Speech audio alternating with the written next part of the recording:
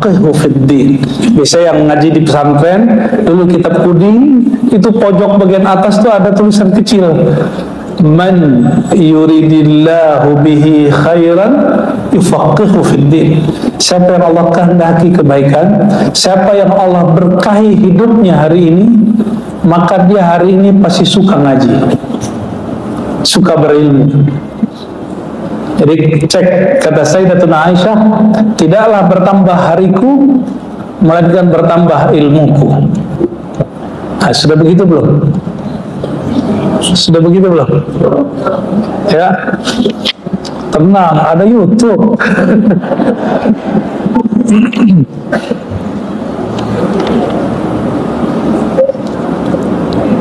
Saya diprotes oleh beberapa orang ketika kita dulu pernah mengatakan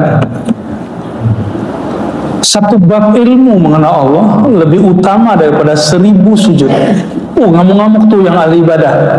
Gimana ini ajaran sesat loh? Bukan sesat. Ente nggak tahu beda dengan sesat. Ya, ini dalilnya ada. Hadis kedua di kitab ini riwayat Imam Tabarani, kualitasnya sahih, beliau mengatakan wahwa sahih, ya. Apa kata Nabi SAW dari Sayyidina Abdullah bin Amr dari Nabi SAW, qalilul ilmi khairun min kathiril ibadah. Ilmu yang sedikit mengenal Allah lebih baik daripada ibadah yang banyak. Coba dari tadi duduk sudah berapa menit? Sudah 1 jam. Coba duduk zikir 1 jam, kuat nggak? Itu hebatnya ilmu, Pak. Hebatnya ilmu meringankan badan. Biasanya duduk 15 menit itu kakinya udah kesemutan. Ini dari tadi ibu cuma beberapa orang yang kesemutan. Paling kaki gajah, sama aja. Coba duduk zikir, nggak ada orang tahan 1 jam tuh jarang, kecuali lagi suluk, lagi itikaf. Di sini itikaf cuma pindah tempat tidur, ya, cuma beberapa, cuma hari 1, hari pertama, kedua, oke. 1 jam pertama dia itikaf itu masih Quran, hadis, Quran, zikir, tasbih. Tahu-tahu ada yang datang, bro, tasbih itu bid'ah, tasbihnya ditaruh, syukuran, ngantuk, tidur, pindah tempat tidur. Tapi lumayan, tadinya tidur di rumah, sekarang tidur di masjid, ya. Kalau saya udah puas tidur di surau, dari kecil saya tidur di surau. Ya lumayan lah, pindah tempat tidur, ya. Qalilul ilm, sedikit ilmu membuat orang betah. Jadi kenapa Bapak Ibu, ibu-ibu ini kepo? Karena dia pengen dapat ilmu, cuma salah pengetahuan akhirnya bentrok, ya. Jadi ada ilmu yang perlu kita tahu, ada yang enggak. Urusan-urusan yang sifatnya nggak perlu kita tahu, mending kita nggak tahu. Orang suami istri baik-baik aja sekian tahun, tapi karena salah satunya kepo urusan lakinya atau bininya, akhirnya mereka tengkar. Maka kata guru-guru kami, ada hal yang kamu nggak perlu tahu walaupun kamu menikah, walaupun kamu saudara. Jadi kita nggak perlu tahu untuk hal-hal yang kita nggak perlu tahu. Nah, Imam Al-Ghazali menyebutkan ilmu itu yang mulia. Ilmu apa yang paling bagus? Kedokteran. Bagus ya? Kalau nggak ada kedokteran, sakit gimana? Bagus ya kedokteran? Bagus benar. Ilmu arsitek bagus nggak? Handasa. Kalau nggak ada, nggak jadi masjid ini. Jalan-jalan nggak jadi, tata kota nggak bagus. Tapi jika ada negeri tata kotanya nggak bagus, berarti itu negeri nggak diurus oleh orang yang pakar tata kota. Coba bayangkan, kata Imam Ghazali, dirimu seperti satu kota. Kalau tidak diurus, tidak diatur dengan ilmu tata kolbu, tata diri, coba bayangkan amburadurnya. Amburador. Ya. Mekah Madinah itu walaupun pusat, itu kalau nggak ada Mekah Madinah, Saudi nggak tahu deh. Kita ngapain ke Saudi? Tapi itulah hebatnya negeri. Tapi Bapak Ibu kalau ke sana, kita dari tahun kapan sampai sekarang, lalu lintasnya begitu aja. Watak orang Arab ketika mereka nyetir, Masya Allah, ya. Yang penting jangan mukul. Ya, mobilnya udah peot-peot. Ya, betul-betul amburadul, tidak mau mencerminkan mereka ini umat Nabi Muhammad SAW dalam pengertian umat yang mengikuti pola Nabi Muhammad SAW. Berantakan, ya. Masih rapian kita di Jakarta walaupun macet tiap hari. Kita macet tapi nggak amburadul. Mereka nggak macet tapi amburadul. Zigzag, ya. Di kota suci. Jadi di kota suci orang-orang tidak berhati suci tetap saja bermasalah. Masuk masjid, iblis tetap saja iblis. Ya, benar nggak? Tapi tenang, ya. Masuk tempat maksiat, kalau malaikat tergoda nggak? Sama, ya kira-kira begitu. Semoga kita diberikan hal-hal yang mirip dengan mereka. Amin ya rabbal alamin.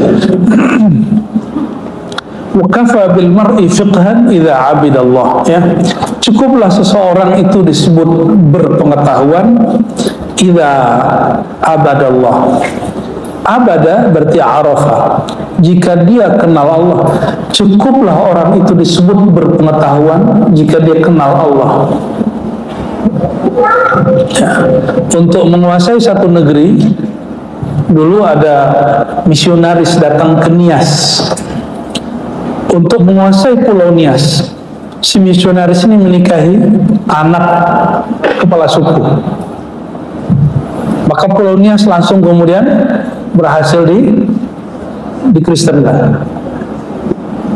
Itu baru di dunia, Pak. Baru di dunia.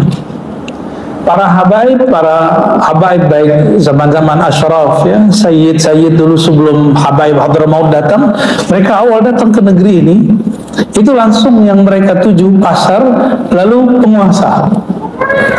Maka dari dulu, seperti Sunan Ampel, itu dia bukan hanya sebagai ulama, tapi juga orang yang memerintah di negeri itu. Itu buah dari apa? Mereka menguasai pemerintahan, menguasai pasar, modalnya, lalu menguasai pemerintahan, akhirnya menguasai umatnya. Nah, kalau manusia mengenal Allah, yang punya dunia ini siapa? Allah. Kira-kira dunianya datang nggak? Kita datang ke rumah orang kaya, datang ke rumah orang kaya, PDKT ke satpamnya atau PDKT ke yang punya? Kayaknya belagu benar, ternyata yang dideketin security-nya.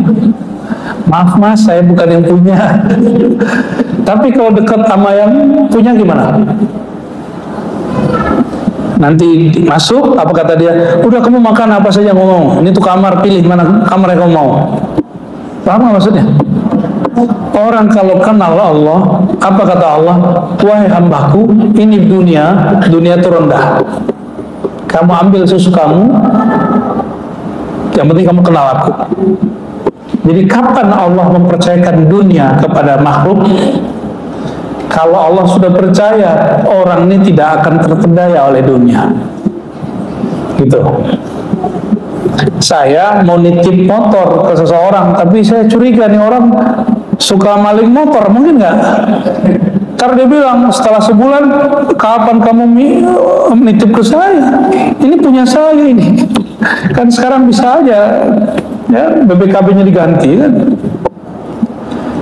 Kita nggak akan nitip barang kepada orang yang khianat. Barangkali itulah Allah tidak akan titip dunia kecuali kepada orang yang Allah percaya dia tidak khianat. Terus mungkin pertanyaannya, kenapa ada orang kaya dan dia tidak menyembah Allah?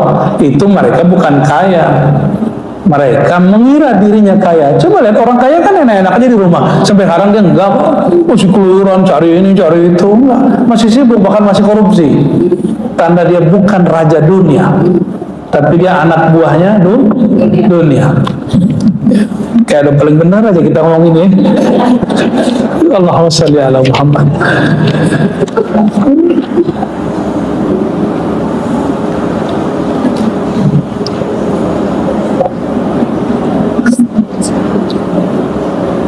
Ini banyak riwayat-riwayat yang lain, ya, riwayat yang Ibnu Abdul Bar, ya,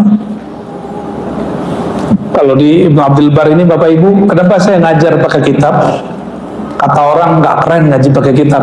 Yang keren itu ceramah dengan retorika yang bagus, seperti Zulun MZ gitu ya. Saya bilang cuma sederhana. Bapak Ibu ini sudah nggak sempat nyantri. Bener nggak? Pesantren kilat udah nggak umurnya. Lulusan pesantren kan, pesantren kilat udah nggak umurnya. Terus gimana?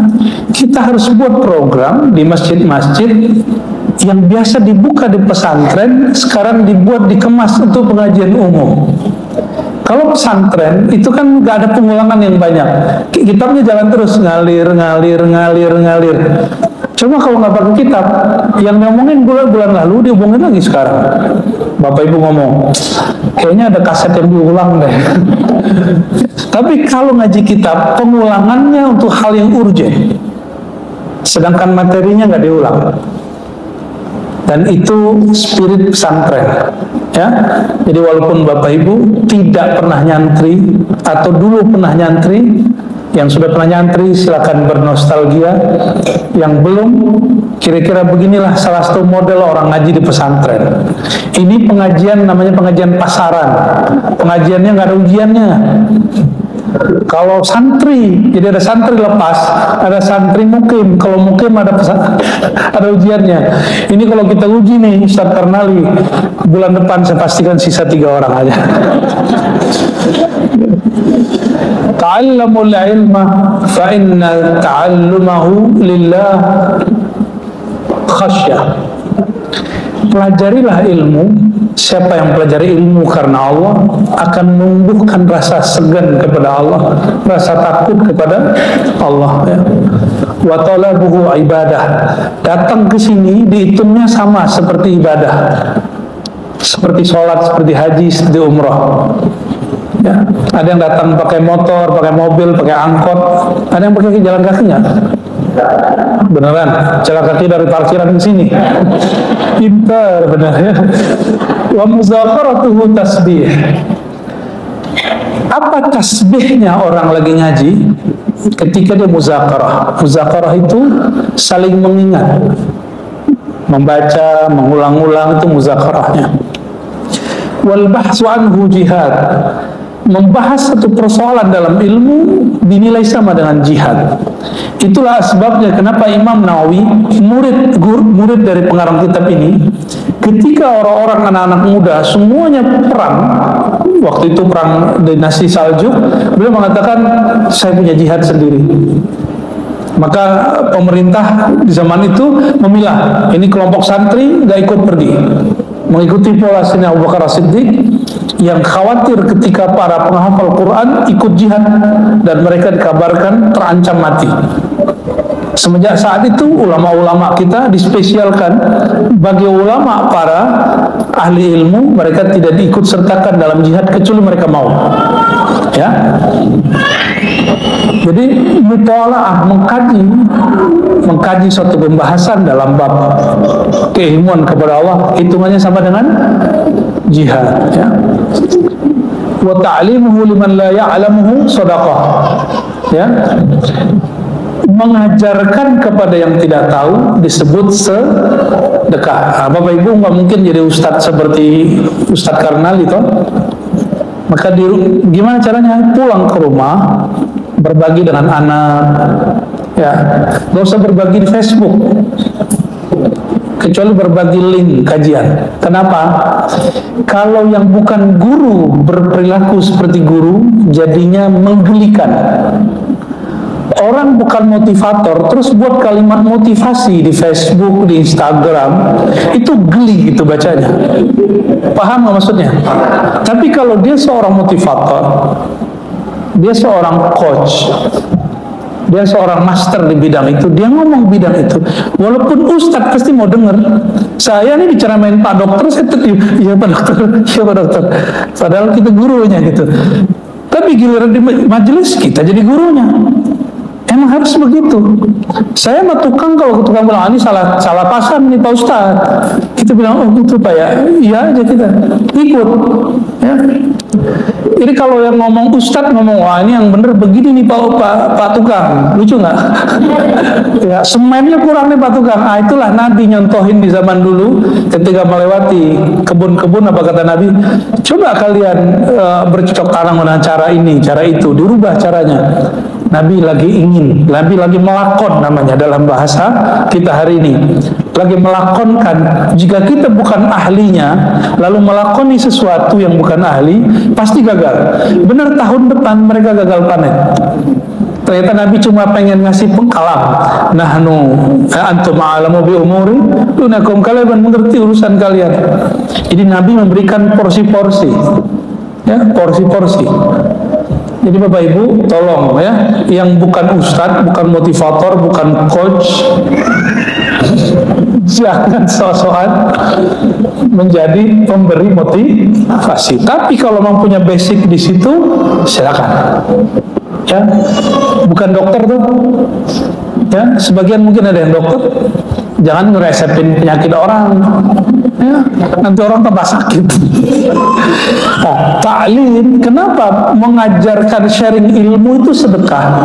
Karena dia mempelajari ilmu itu bertahun-tahun lalu dia share secara cuma-cuma. Maka disebut ta'limuhu lima la ya'lamuhu sedekah. Mengajarkan satu ilmu yang dia peroleh bertahun-tahun, ikut training, ikut sekolah, lalu dibagi cuma-cuma, itu sedekah. Maka sedekah ini ada sedekah materi, ada sedekah materi.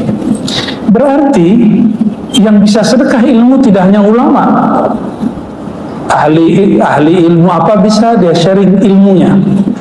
Nah, Bapak Ibu punya kuliah apa dulu, boleh sharing ilmu tentang itu, atau pernah ikut training apa, atau kepakarannya apa di luar bidangnya itu, silakan sharingnya itu. Tapi jangan coba-coba sharing surga neraka ya, nanti diketawain orang.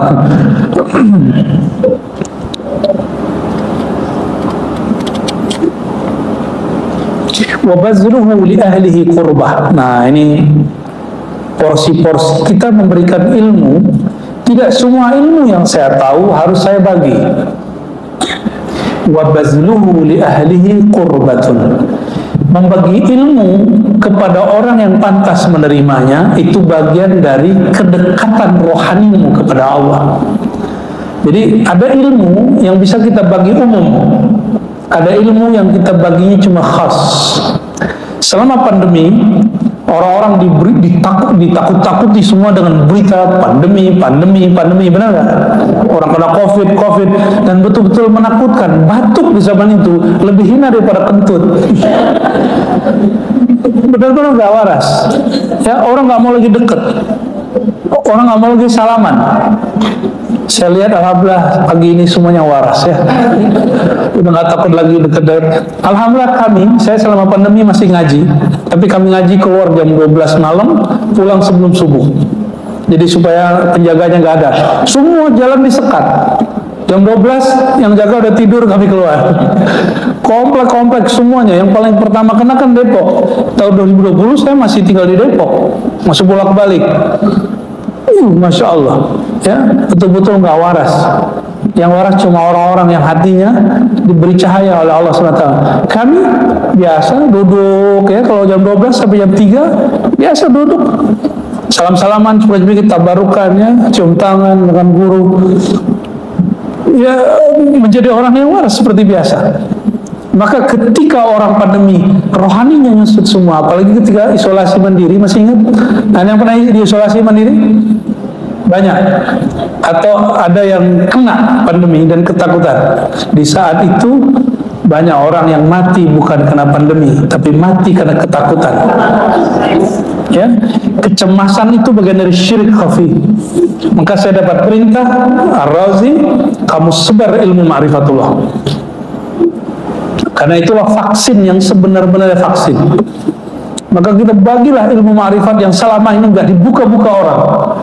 Maka ada beberapa kiai datang kepada kami terus ngomong, kenapa ente buka ilmu begini? Ini saya dulu ngajinya 12 malam. Ya sama, saya ngaji 12 malam.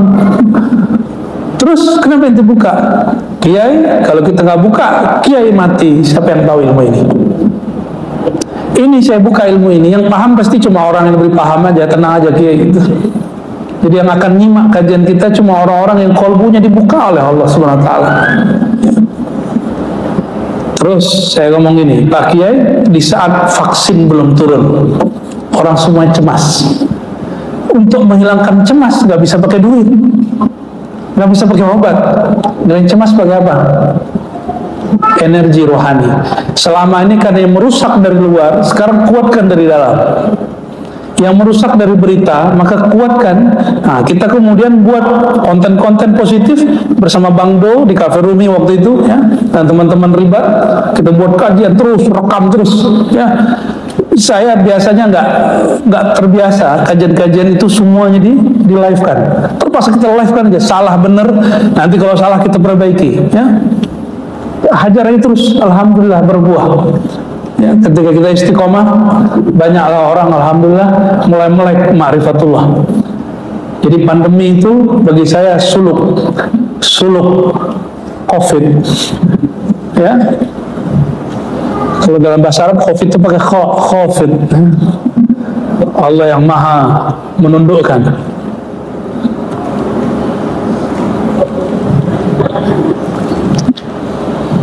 لأنه معالم الحلال والحرام ومنور سبل أهل الجنة وهو الأنيس في الوحشة. Ini panjang sekali ya. Ini biasanya kajian Ihya Ulumuddin sudah membaca bagian ini. Mungkin sebagian tidak menyebutkan kualitas hadisnya. Hadis ini tidak sampai derajat sahih. Beliau mengatakan hadisnya hasan. Kata Imam Ibnu Abdul Bar, hadisnya hasan, bahwa membahas satu ilmu itu jihad. Ya. Ada satu riwayat, tapi ini bukan juga riwayat yang sahih. Pernah dengar darah ulama dan darah syuhada itu lebih berat darah ulama? Nah, itu diriwayatkan oleh Imam Abu Nuaim, ya. Yuzanu yaumal qiyamati midadul ulama wa damul syuhada. Bahkan bukan darah ulama, tinta ulama. Kalau dulu ulama itu berkarya lewat tinta. Kalau sekarang mungkin lewat kajiannya, ya, lewat ceramah-ceramahnya. Tentu tinta nggak bisa dihilangkan. Insya Allah saya pun masih nulis. Cuma nggak tahu bukunya bisa dibaca apa enggak. Ya, bukunya buku ada yang untuk kampus, ada yang untuk umum. Ya. Silakan nanti dibaca beberapa buku saya. Ya. Jadi tinta ulama sama beratnya dengan darahnya syuhada. Itu baru tinta ulama. Gimana darahnya ulama? Maka membunuh ulama itu lebih berbahaya daripada membunuh syuhada. Dan sekarang cara bunuh ulama tidak dengan bunuh jiwanya, cukup bunuh karakternya. Ya, bunuh nama baik dia. Dan siapa yang membunuh nama baik ulama? Biasanya ulama juga, ulama yang iri dan dengki. Ya, yang iri dengan kiai juga. Yang membunuh nama baik ulama, kiai siapa? Kiai juga ada yang merasa lapaknya diambil. Ya. Nanti alasannya apa? Untuk menjaga kelurusan akidah umat. Yang ada juga kelurusan dirimu, ya.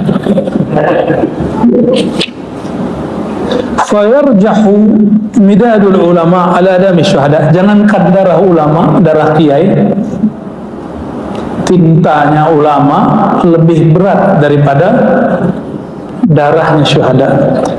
Nah, ini diriwayatkan dari Sayyidina Hasan Al-Basri, ya, juga dari Nabi Muhammad SAW. Tapi riwayat ini tidak sampai derajat sahih, ya.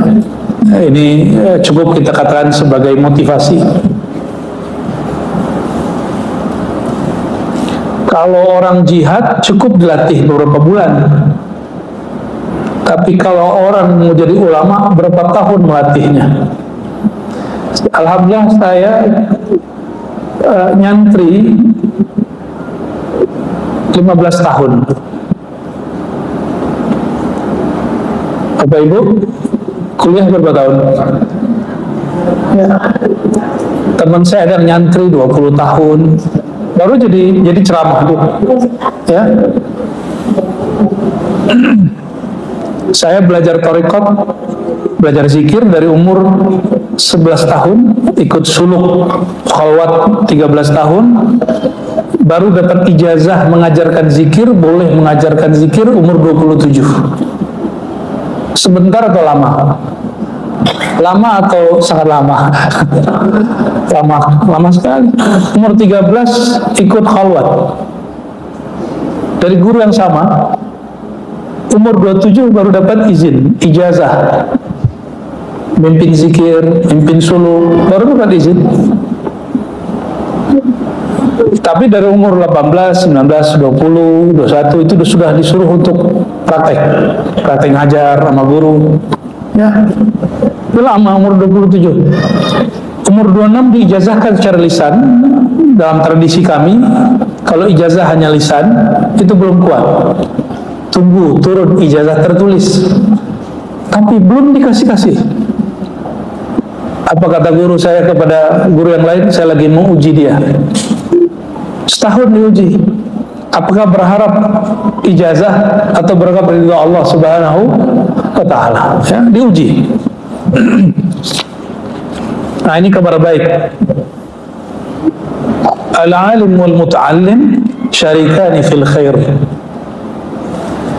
Orang alim yang ngajar dengan orang yang belajar sama-sama mendapatkan keberkahan, sama-sama dapat pahala. Syarikani fil khair. Bisa nggak saya ngajarkan pada murid? Ya, jadi guru itu ada guru karena ada murid, ya. Simbiosis, ya. Maka seorang guru membutuhkan murid, seperti murid membutuhkan guru, ya. Alaikum bihadzal ilm qabla yuqbad wa qabduhu yurfa, ya. Satu kali baginda Rasulullah SAW berpetuah kepada Abu Umamah radhiyallahu taala anhu, ya, lalu menegur beliau. Apa kata beliau? Hendaklah kamu pelajari ilmu agama ini sebelum dia diangkat. Dan kabar gembiranya Bapak Ibu, dulu ulama kita sebelum tahun 90-an masih ngaji ke Mekah, karena masih ada Syekh Yasin Al-Fadani. Bahkan sampai tahun 2000-an masih ada Abu Yasin Muhammad Al-Maliki di Mekah. Sekarang karena meninggal beliau dan kemudian madrasah-madrasah sunni, ahlu sunnah sudah tidak diizinkan lagi di Mekah. Terakhir yang diizinkan madrasah Saulatiyah, ya. Di Indonesia Saulatiyah ini banyak diikuti oleh orang-orang Lombok. Ke Lombok ada namanya Nahdlatul Watan, itu pendirinya dulu lulusan madrasah di Mekah setingkat S1 sebenarnya, SMA, S1 sampai S1, namanya Madrasah Saulatiyah. Madrasah Saulatiyah sekarang ditutup oleh pemerintah Wahabi, pemerintah yang pro kepada Wahabi. Dibuat alibi apa supaya dia dilarang. Syekh Muhammad Yasin Al-Fadani sudah ditutup madrasahnya tahun 80-an, saya ingat, ya, 80-an akhir udah ditutup. Terus kemana lagi orang-orang kita ngaji? Kalau nggak ke Mesir, mereka ngaji ke Yaman, benar nggak? 1-2 ke Maroko, ke Tunis, ke Irak, tapi nggak banyak. Tapi mereka lupa ngaji di Pulau Jawa itu sebenarnya juga luar biasa. Cuma sayangnya pesantren-pesantren kita tidak ngajar dalam bahasa Arab. Padahal kitab yang dikaji sama. Di Jawa itu Bapak Ibu ada orang hafal Quran dan tafsirnya sekaligus. Di Jawa itu ada orang yang hafal kitab hikam, nggak perlu bawa kitab kalau ngajar. Yang hafal kitab Jamul Jawame, jadi kalau ngajar Ihya Ulumuddin 4 jilid, nanya, sekarang kita bab apa? Kata muridnya, kita sekarang bab Zuhud, Pak Kiai. Langsung, Iqra. Dia ada kitab. Murid baca, dia tahu, oh, salah. Tapi pakai bahasa Jawa, pakai bahasa Madura, ya. Insya Allah kalau ada pesantren-pesantren yang mulai ngajar dalam bahasa Arab yang fusha, yang fasih, orang-orang di Timur Tengah, di India akan mulai melirik dan ngaji ke sini. Insya Allah. Coba Yaman ini meninggal Al Habib Omar, kita nggak tahu lagi. Ya, nggak tahu lagi nanti gimana.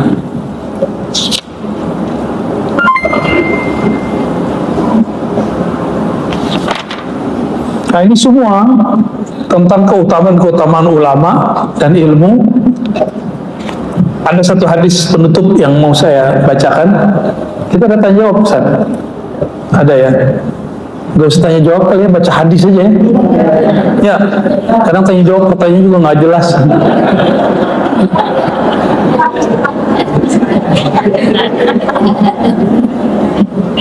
Beliau ini menyebut orang alim itu sebagai pewarisnya. Maka ketika ada orang alim, ada ahli ibadah, kata beliau, orang alim itu perumpamaan aku, sedangkan ahli ibadah itu kalian kebanyakan. Lebih mulia Nabi atau umat Nabi Muhammad SAW? Kenapa orang kemudian memuliakan ulama? Karena dia mewakili baginda Nabi Muhammad SAW, ya. Maka ada satu poin yang kita dapat dari ulama. Ini beda dengan ahli ibadah. Ahli ibadah, dia hanya memberi syafaat untuk dirinya sendiri. Tapi ahli ilmu, dalam riwayat Imam Asbihani dalam kitab At-Targhib At-Tarhib, ya, Nabi SAW bersabda, yub'atsul alim wal 'abid. Nanti di hari akhirat, di padang mahsyar, orang alim dibangkitkan, orang ahli ibadah, ahli sholat, ahli zikir, ahli sedekah, ahli haji umroh dibangkitkan, ahli puasa dibangkitkan semua. Lalu apa kata Allah Ta'ala? Wahai malaikat, katakan kepada ahli ibadah, udkhul jannah. Kalian ahli ibadah masuk surga. Masuk surga lah semua. Tapi orang alim belum. Tunggu dulu, ente belum, belakangan. Dia udah ketakutan, ya apa ya? Orang alim yang nggak tahu hadis ini. Kan ada juga orang alim nggak tahu hadis ini, Pak. Lalu setelah semua ahli ibadah itu diperintah, kamu semua ahli ibadah masuk surga, yang alim pun, loh, saya salah ilmu bagaimana? Kalau dipanggil, wahai orang alim berdiri, suruh orang alim berdiri. Apa kata Allah Ta'ala? Qif hatta tashfa'in nas. Wahai ahli ilmu, kalian tahanlah, berdirilah dahulu, tahan, jangan masuk dulu ke surga. Qif, tahan dulu dirimu, tashfa' linnas, berilah syafaat kepada annas, murid-muridmu, jamaah-jamaahmu, orang-orang yang baik kepadamu, yang kau baik kepada mereka, orang-orang yang dulu punya hubungan denganmu. Maka disebut annas di situ pakai alif lam, bukan hatta tashfa'a nasan, tapi tashfa'un nas pakai alif lam. Annas berarti orang-orang yang dulu ada hubungan rohani dengan beliau. Itu sebabnya guru-guru kita dari dahulu punya amalan namanya sawan kepada guru, ya. Tapi jangan sawan dulu ke saya belum pantas disawanin, ya.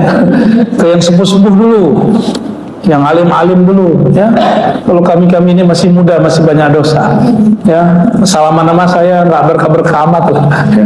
Sama yang sepuh-sepuh dulu, sama yang alim-alim, kiai-kiai yang mereka sudah puluhan tahun mengabdikan dirinya untuk umat, ya.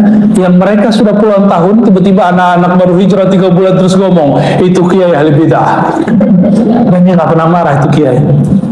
Mereka yang doakan, ya Allah, itu santriku sul adab, tolong maafi dia. Nah, ini orang-orang yang bisa memberi syafaat. Jadi yang mau dapat memberi syafaat, orang alim yang fi qalbihi rahmah, di dalam kolbunya ada rahmat. Ada orang yang merasa alim tapi kolbunya isinya laknat itu nggak bisa ngasih syafaat, nggak bisa ngasih syafaat, Pak. Karena syafaat itu hanya milik orang yang punya rahmat, yaitu Sayyidina Muhammad SAW. Maka kenapa saya sebutkan hadis di depan tadi? Hadis apa? Orang alim seperti aku, kata Nabi. Al-alim, fadlul alim alal abid kafadli ala sairikum. Keutamaan orang alim dibandingkan ahli ibadah seperti keutamaan aku dibandingkan umatku. Nabi boleh memberi syafaat kepada mereka karena Nabi di kolbunya ada rahmat. Itulah rahmatan lil alamin. Ya, ayah ibu nggak bisa ngasih syafaat buat anak kalau nggak pakai rahmat. Ya, kurang-kurangin marah yang nggak tepat kepada anak. Ya, guru juga sama, ngancam-ngancam murid mulu kerjaannya. Ya, sesekali kayak kasih kabar gembira kepada murid. Ya. Besarkan hati murid dengan mengenal Allah Subhanahu wa Ta'ala. Ya. Jangan dipisahkan antara kajian surga neraka dengan mengenal nama Allah. Sehingga surga neraka itu bukan suatu yang mesti kemudian dikatakan oleh orang-orang jahil di kalangan sebagian yang ngaku sufi, tapi itu bukan sufi. Apa kata dia? Saya tidak berharap surga, saya nggak takut neraka. Gaya bener hanya orang. Ya, COVID aja ketakutan kok. Bawa ke imigrasi aja takut. Di imigrasi ditahan dikit, keringetan. Ustadz aja mau buang air kecil di imigrasi, Pak. Ini ada orang ngomong gitu. Dia baca kitab Al-Hikam tapi tidak berdasarkan ilmunya. Sehingga dia mengatakan apa? Saya nggak perlu surga neraka. Belajar thariqat kalau nggak belajar ilmu ini bahaya. Belajar tasawuf tidak belajar bab akidah dengan benar, itu bahayanya. Akhirnya menghina surga dan neraka. Padahal surga neraka itu adalah pengejawantahan daripada rahmat jalal jamalnya Allah Subhanahu wa Ta'ala. Ya, jangan dipisah-pisahkan. Yang suruh kita rindu surga karena Allah, yang suruh kita takut neraka karena Allah, bukan karena nerakanya, bukan karena surganya. Begitu orang ngaji hikam yang tepat, ya. Nah, seperti ini orang alim. Apa kata Allah? Ahli ibadah masuk surga. Senangnya ahli ibadah. Ya. Mohon maaf, kajian-kajian kita selama ini ketika menghadapi akhir zaman, orang sering ngomong perbanyak ibadah, perbanyak ibadah. Orang awam kalau berpikir ibadah, ibadahnya apa? Sholat. Akhirnya bapak ibu kalau marahin anak pasti usah sholat. Tapi siapa yang marahin anaknya urusan ilmu? Jarang orang yang marahin anaknya urusan ilmu. Ibadah itu coba lihat, masa pandemi ahli tahajud kemana? Ketakutan semua. Orang yang tadi biasa ke subuh banyak yang takut ke subuh, datang ke masjid itu takut. Kenapa? Karena dia cuma membangun kerajinan ibadah. Betul-betul rajin kalau ibadah sudah, ya. Tapi kalau bab ilmu enggak. Yang disembah itu kurang dikenal, sehingga candu beribadahnya enggak bersifat permanen. Jadi kenapa orang alim itu luar biasa? Orang alim itu dia candu mengenal Allah. Dia asyik beribadah walaupun sesaat. Makan kerupuk 1 truk sama makan ayam 1 ekor, pilih mana? Mending ayam. Ya, paham maksudnya? Ada orang kualitasnya banyak, 1 truk lah kira-kira ibadahnya, tapi tidak mengenyangkan, malah kolesterol. Bapak ibu yang bukan Allah, inilah rahasia sirnya ulama. Ini bukan semua kiai loh, ya. Ini cuma ulama yang takut kepada Allah, yang di kolbunya ada perbendarahan nama-nama dan sifat-sifat Allah Subhanahu wa Ta'ala, ya.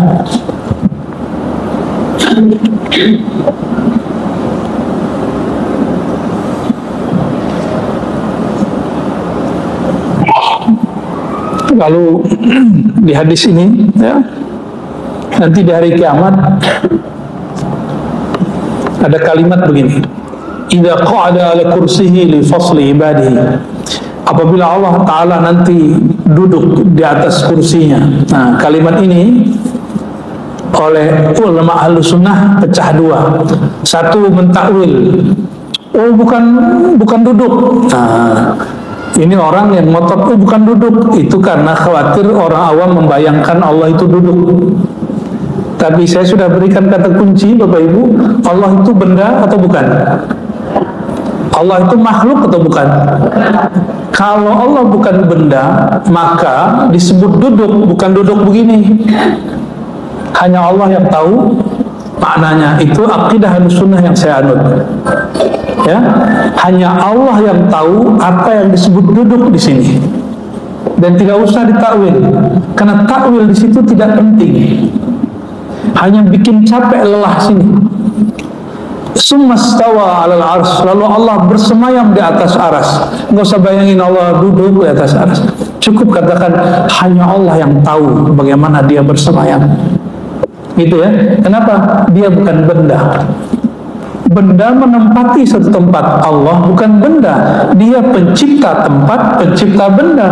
Maka jika disebut bersemayam tidak menempati, tidaklah duduk dalam pemahaman kita, hanya Allah yang faham maksudnya. Jadi nanti kalau ketemu ayat hadis begitu, cukup katakan di hati, kami beriman kepada Allah, Allah lebih tahu maknanya. Ya, itu yang disebut ya akidah Imam Syafi'i. Imam Syafi'i ditanya mengenai kata istiwa, apa kata beliau? Ala ma aradahu Allah wa rasuluh, hanya Allah yang tahu maksudnya dan juga Rasulnya, ya, sallallahu alaihi wasallam. Allah nanti berkalam, inni lam aj'al ilmi wa hilmi fikum illa wa ana urid an aghfira lakum. Ya, tidaklah aku menjadikan ilmuku dan hilmi, kesantunanku, kelembutanku. Maka tadi saya katakan, Bapak Ibu masih ingat, orang alim yang disebut memberi syafaat itu yang ada rahmat di kalbunya. Dan rahmat ini itu disebut bahasa ekspresinya hilm, santun, hilmi, kesantunan, ya. Lam aj'al ilmi wa hilmi fikum illa wa ana uridu an aghfira lakum. Ingin diampuni Allah semua dosanya?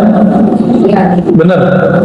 Tanpa perlu kemudian beramal macam-macam. Ini amal paling tinggi. Ya. Tidaklah aku ampuni kalian kecuali dengan cara aku titipkan ilmu dan kesantunan, kelembutan di kalbumu. Maka boleh saya sebut ummah maghfirah, umat yang diberi ampun oleh Allah, itu umat yang diberi ilmu plus kesantunan.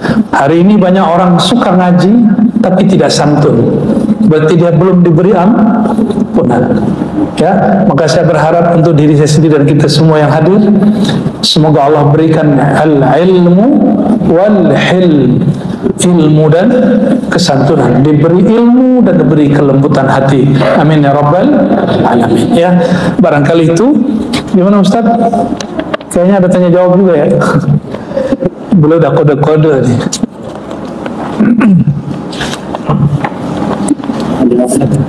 Fadal. Di bulan depan kalau saya nggak kemana-mana, nanti kita mulai dari amalan paling basic apa? Sebelum sholat kita ngapain? Nah, nanti mulai dari keutamaan berwudu. Apa rahasia berwudu? Nanti tekniknya, ya. Nanti kita share hadis-hadisnya. Insya Allah berzikir kecuali dengan zikir yang Rasulullah ajarkan. Oleh karenanya, jika seseorang asyik dalam berzikir, itu adalah sirnya Rasulullah SAW. Jadi Rasulullah di mana saat kita berzikir? Yang kemana-mana.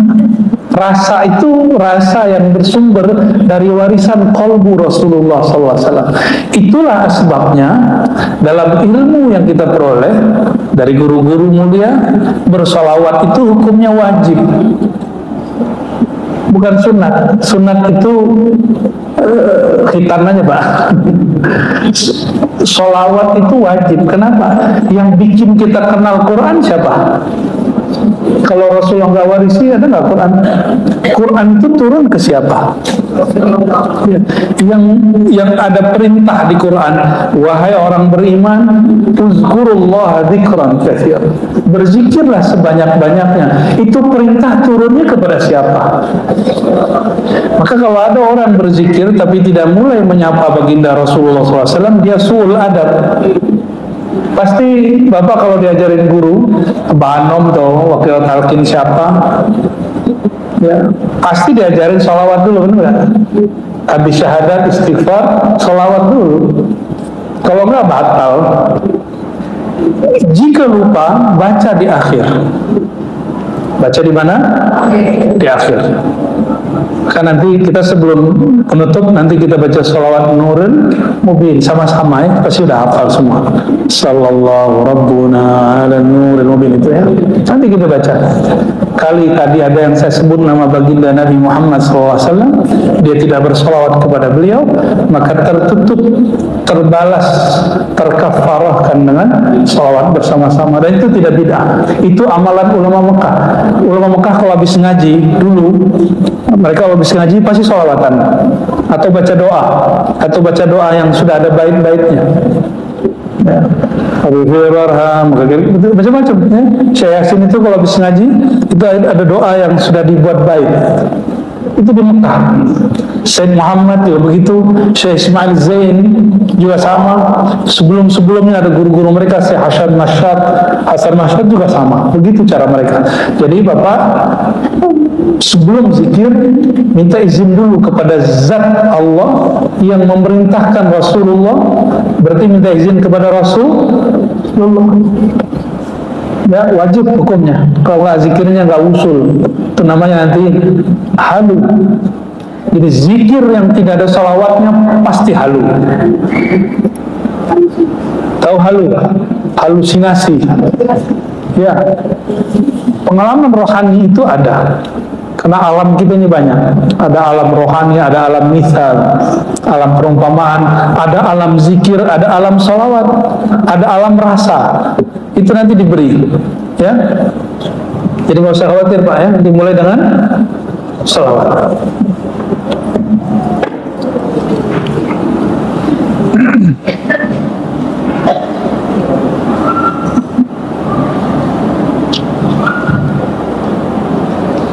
Bismillahirrahmanirrahim. Terima kasih Ustaz. Assalamualaikum warahmatullahi wabarakatuh. Assalamualaikum warahmatullahi wabarakatuh. Mohon maaf kalau pertanyaannya tadi banyak yang tidak susah dimengerti Ustaz. Tapi saya ini orang awam. Ya, jadi kalau kita dengar tadi salah satu yang saya ambil adalah keutamaan ulama. Saya sebenarnya juga Ustaz jadi ulama. Tapi mengerti dulu apa sih sebenarnya ulama. Karena saya orang umum, saya biasanya banyak melihat di Wikipedia. Gitu. Kalau Wikipedia di sini yang disebut ulama adalah orang-orang berilmu, para sarjana, merupakan orang-orang yang memiliki dan ahli dalam ilmu agama dan ilmu umum lainnya yang berkaitan dengan kemaslahatan umat. Nah, kemudian disampaikan juga bahwa di Indonesia orang yang disebut ulama adalah orang-orang yang memiliki keahlian dalam bidang agama, terutama fikih, serta orang yang memiliki integritas moral, akhlak yang baik, dan berhubung dengan umat, utamanya lapisan masyarakat bawah. Tadi Ustaz juga menyampaikan di surat Al-Fatih ayat 28 yang di dalamnya isinya sesungguhnya yang takut kepada Allah di antara hamba-hambanya hanyalah ulama. Ya tadi Ustaz juga soalnya mereka banyak juga ulama yang membunuh ulama lainnya. Apakah ini ulama juga? Itu aja barangkali Ustaz. Terima kasih. Assalamualaikum warahmatullahi wabarakatuh. Baik, Imam Ghazali mengikuti langkah dari Imam Abu Talib Al-Makki. Abu Talib Al-Makki punya kitab judulnya Qutul Qulub, makanan hati. Imam Ghazali kembangkan dalam kitab judulnya Ihya Ulumuddin. Apa kata beliau berdua? Ulama itu sudah mengalami kemerosotan makna. Dulu yang disebut ulama, fuqaha, siapapun yang kenal Allah,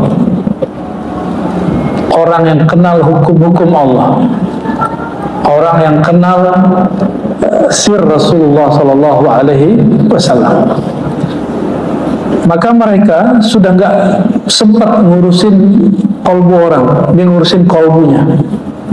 Tapi belakangan kata fuqaha, kata ulama merosot. Ulama itu, kenapa kamu ingin jadi ulama? Karena jadi ulama nanti bisa jadi qadhi. Kalau sekarang orang kalau jadi ustadz, pengen jadi YouTuber, ya, pengen masyhur di YouTube. Saya kasih tahu Bapak Ibu, saya tidak punya channel YouTube satupun. Ya, saya nggak punya satupun channel YouTube. Jadi kalau Bapak Ibu lihat, itu orang-orang aja yang buat. Itu murid-murid jamaah, kawan. Maka saya tidak pernah larang orang meliput kajian saya, karena kita nggak ada kajian kita yang aneh. Kecuali saya mengajarkan yang aneh-aneh. Tapi ada orang yang menganggap itu aneh, ya nggak apa-apa. Yang justru menganggap itu aneh, teman-teman kita sebagian kecil yang kata dirinya dia juga ustadz, dia mursyid gitu. Tapi mursyid yang lain aman, jamaah mana-mana aja. Yang paling lucu apa? Saya disidang oleh beberapa orang secara tertutup. Kamu kenapa buka kajian berat-berat? Saya tanya, berat kenapa Kiai? Saya panggil murid saya itu yang paling awam. Kamu sini. Kamu ngerti nggak kajian saya itu apa? Ngerti banget Bu ya. Berarti kita lanjut ngaji. Kata Kiai sana berat. Kalau ada berat-berat itu berat, mungkin dia aja yang iri sama Buya katanya. Wah, ente mau ngadu-adu aneh, mau Buya sama ulama, mau ustadz nih. Ya, jadi kita ada ulama-ulama memang sebagian menganggap kajian-kajian tertentu itu ada kelas-kelasnya, ya. Tapi itu kan zaman dulu. Ilmu ini sekarang banyak dibagi di YouTube. Ilmu-ilmu kebatinan.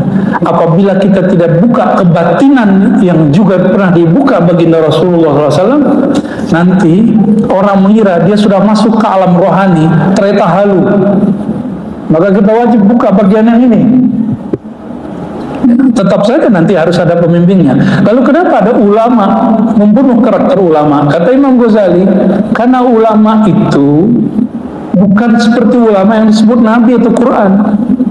Ulama yang disebut dalam Al-Quran, yang disebut dalam hadis-hadis Nabi, itu nggak mungkin dia sibuk dengan aib temennya.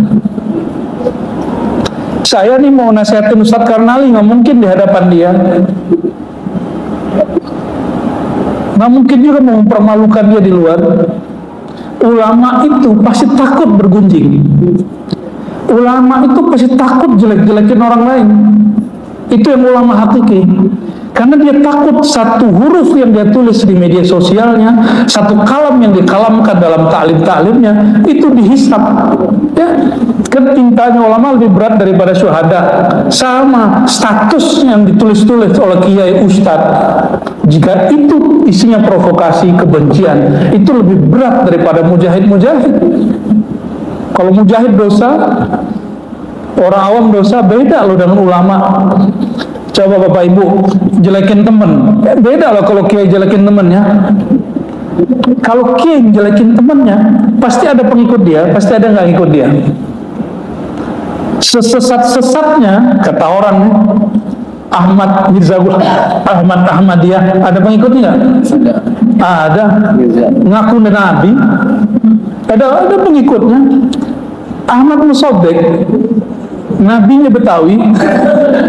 Nabi ke-26 tuh Pak Mehmet tuh. Orang Cirebon belumnya nabi ya. Itu ada pengikutnya nggak? Ada pengikutnya. Apalagi kiai. Jamaah itu nggak semuanya kalbunya terdidik. Ada yang dia masih bawa karakter-karakter beringas. Maka dia senang kiainya kalau marah-marah. Ini baru kiai gua nih. Tapi kalau dia sudah dididik, udah lembut, baru dia bingung kalau kiainya masih keras. Ya, paham maksudnya? Jadi kenapa ada orang iri ingin menghancurkan karakter orang lain? Karena dia menganggap orang itu mengganggu lapaknya dia. Hati-hati. Benar nggak? Lapaknya kiai apa? Mohon maaf, ini bahasa kasar aja. Lapaknya kiai apa? Pengajian jamaahnya. Betul nggak? Kalau si kiai menjadikan itu sebagai tujuan dia, ya, udah capek-capek buat di channel YouTube, ya kan? Udah pakai sosial media canggih, bukan main. Yang hadir cuma berapa orang viewer. Ya kenapa? Karena dia ingin mengangkat dirinya. Sedangkan Allah hanya mengangkat sir Nabi Muhammad SAW. Jadi nggak usah iri sama orang yang masyhur. Karena orang yang masyhur tidaklah dia masyhur dengan dirinya, tapi dia masyhur karena dimasyhurkan Allah. Asbab di dalam dirinya ada sir Nabi Muhammad SAW. Itu yang disebut di hadis tadi. Fadli, ya, al-fadlul alim ala al-abid ka fadli ala sairikum. Keutamaanku, kemasyhuranku, ya, itu diturunkan kepada orang alim. Inilah kelebihan orang alim melebihi orang-orang biasa. Oh, saya kan juga bertorikot, Ustaz. Kamu baru diajarkan ibadah torikot, belum ilmu torikot. Jadi kenapa ada torikoh yang masyhur, ada torikoh yang nggak masyhur? Karena mursyidnya ada mursyid ahli ibadah, ada mursyid ahli ilmu, itu beda. Ilmu di sini tidak hanya ilmu kuliah atau pesantren, tapi ilmu yang Allah titipkan dalam kalbunya. Meskipun dia nggak nyantri, meskipun dia nggak kuliah, tapi jika Allah titipkan satu sir di kalbunya, pasti Allah angkat dia. Coba lihat di Indonesia, siapa nggak kenal Abah Anom? Dia kuliah di Mesir. Apakah beliau kuliah di Yaman, ngaji di Yaman? Enggak. Orang produk lokal. Pengikutnya melebihi masyayikh-masyayikh yang ngaji di Arab. Kok bisa? Karena di kolbunya ada sir Nabi yang diutus di Arab. Jadi kita nggak perlu mengarabisasi kajian kita, ya. Ini saya pakai gamis ini bukan lagi pengen Arab-Arab. Tadi mau pakai, biasanya gue pakai sarung, gue pakai gamis. Tapi emang udah beli selusin kemarin. Di Mekah bingung mau beli apa ya, beli aja selusin. Ya nggak dipakai kan eman, tetap aja dalamnya sarung. Dalamnya Nusantara. Allahumma sholli ala sayyidina Muhammad. Jadi Bapak Ibu perempuan irinya mah siapa? Perempuan. Istri irinya mah istri-istri. Ya. Kiai irinya mah kiai. Coba Ustaz, mohon maaf Ustaz, ada jadwal ceramah di Masjid Atin 3, dikurangi sisa 2, nyesek loh. Nyesek kalau kolbunya nggak ada cahaya. Kalau kolbunya nggak ada cahaya. Tapi kalau kolbunya bercahaya, apa kata beliau? Alhamdulillah, tugasku berkurang. Pasti begitu. Walaupun awalnya kaget. Kaget juga, ya. Capek-capek yang posting kajian, share kajian sendiri, posting sendiri, share sendiri, rekam sendiri. Ya, kenapa Allah tidak angkat? Karena kamu ingin terkenal, ingin ambil batin zahirnya Allah, tapi tidak ambil sirnya Allah Subhanahu wa Ta'ala, ya. Gak enak kok Bapak Ibu, ya. Jadi orang yang dimasyhurkan tuh gak selalu enak, ya. Gak bisa makan warteg, udah gak bisa apa, gak bisa. Lagi mau nyuap, minta foto, nggak seru banget tuh begitu kan? Kan jelek kalau kita lagi makan di foto, ya. Tapi ya begitu orang muhibbin nggak ada cerita. Muhibbin itu syaghalahul hubb, orang yang sudah disibukkan rasa cinta, adabnya hilang. Yang dicintai mesti dia paham apa adab dia. Orang nggak mencintai engkau karena engkau, tapi karena dalam dirimu ada sir Nabi Muhammad SAW. Maka guru itu dicintai oleh muridnya karena dia mewarisi nur Nabi Muhammad SAW. Jadi guru-guru yang masyhur, kiai-kiai yang Allah masyhur, nggak usah GR, biasa aja. Jadi orang biasa aja, nggak usah juga kemudian takut copot kopiah, takut nggak disebut kiai, biasa aja, ya, santai aja hidup. Rasulullah itu relax. Siapa yang nggak kenal Rasulullah? Jangankan orang, itu pohon aja nyapa beliau, minta kalau ada sekarang foto selfie, itu pohon minta foto selfie tuh. Rasulullah jalan, pohon langsung diluk, baca salam, Assalamualaikum ya Sayyidi ya Rasulullah. Batu dilewatin, ucapin salam. Pasir-pasir bergetar, ikan nyapa Rasulullah. Jadi jangankan orang, hewan, binatang, tumbuhan minta selfie dengan Rasulullah SAW. Kita ini belum seberapa. Jadi beliau itulah yang betul-betul disebut artis langit dan bumi. Yang betul-betul viral itu Rasulullah. Maka tidak adalah kemasyhuran viral di muka bumi ini kecuali dia dapat satu percikan Rasulullah SAW. Hatta artis-artis, mungkin karena indah wajahnya, itu kan dari wajahnya Rasulullah SAW. suaranya bagus itu kan dari nur suaranya Rasulullah SAW. Kata Nabi SAW, itu Yusuf, masih ingat riwayat ini? Jamal Yusuf nisfu jamali, indahnya Yusuf, gagahnya Yusuf, tampannya Yusuf itu baru separuh dari keindahanku. Jadi keindahan Rasulullah diberikan kepadanya separuh. Gimana kira-kira? Ya, gantengan Ustaz Karnali Pak saya. Ya, menurut istrinya ya Ustaz Karnali lah gitu. Itu gantengnya dari mana? Percikan 0,000 sekian dari Rasulullah SAW.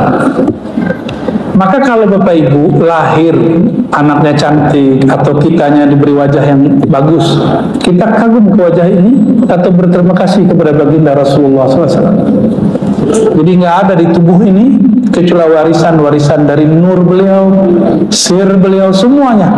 Ya, hatta Nabi Yusuf lahir lebih dulu Nabi Yusuf, tapi indahnya indah Nabi Muhammad SAW. Nabi Adam lebih dulu lahir, lebih dulu diciptakan, tapi ilmu Nabi Adam itu ilmu Nabi Muhammad sallallahu alaihi wasallam. Ya. Nah, ini pesan untuk diri saya sendiri dan siapapun yang berdakwah, ya, yang dimasyhurkan ataupun yang tidak dimasyhurkan Allah Subhanahu wa taala. Barangkali itu Bapak Ibu, ya. Khalas, cukup. Terima kasih atas penjelasannya. Kita sudah ujung hari nanti bisa mohon doa dan informasi untuk sekalian kita di masalah lagi kajian itu di setiap Sabtu dan Ahad, ya, setiap Sabtu Ahad jam 8 sampai jam 10, ya. Juga sering mengisi kita dan kemudian beliau bisa mengisikan waktu sekilas kali. Insyaallah, insyaallah. Kita kan mau mulai pengajian dari dulu, ya kita langkah dari kita mulai dari tidak dulu sudah ada Oke, nanti ada di situ ya, insyaallah ya. Ya, terima kasih. Nanti ada dari dasar, dari dasarnya dari dulu tidak berdasarkan. Terus sekarang ada saja dan mudah-mudahan beliau bisa mengisi di depan. Insyaallah. Dan sekarang kita ikuti doa dari beliau dan satu alat perkenalkan masih ada informasi di grup kita di Facebook ada sedikit mati itu ada kecelakaan siapa itu masih amati di ada di ada. Baik, sekarang kita baik, ikuti ya. Asyhadu an la ilaha illallah. Ya, sama-sama. Asyhadu an la ilaha illallah wa asyhadu anna Muhammadar Rasulullah.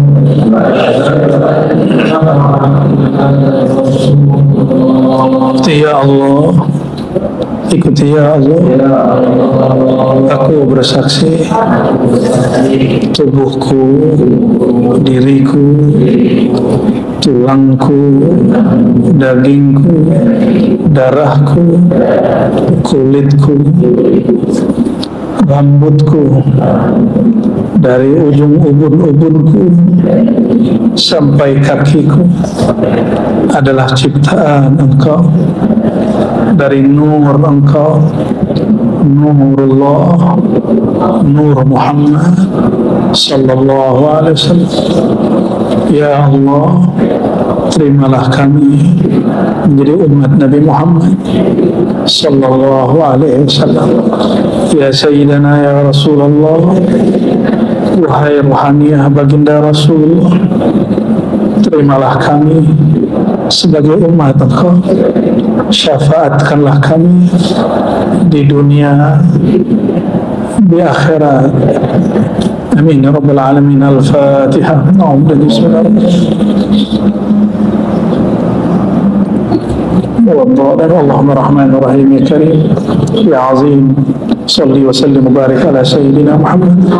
Ya Allah yang maha mendengar, Ya Allah yang tidak berjarak dari kami, yang mengatakan dirinya qarib, aku sangat dekat, Ampunkan diri kami ya Allah.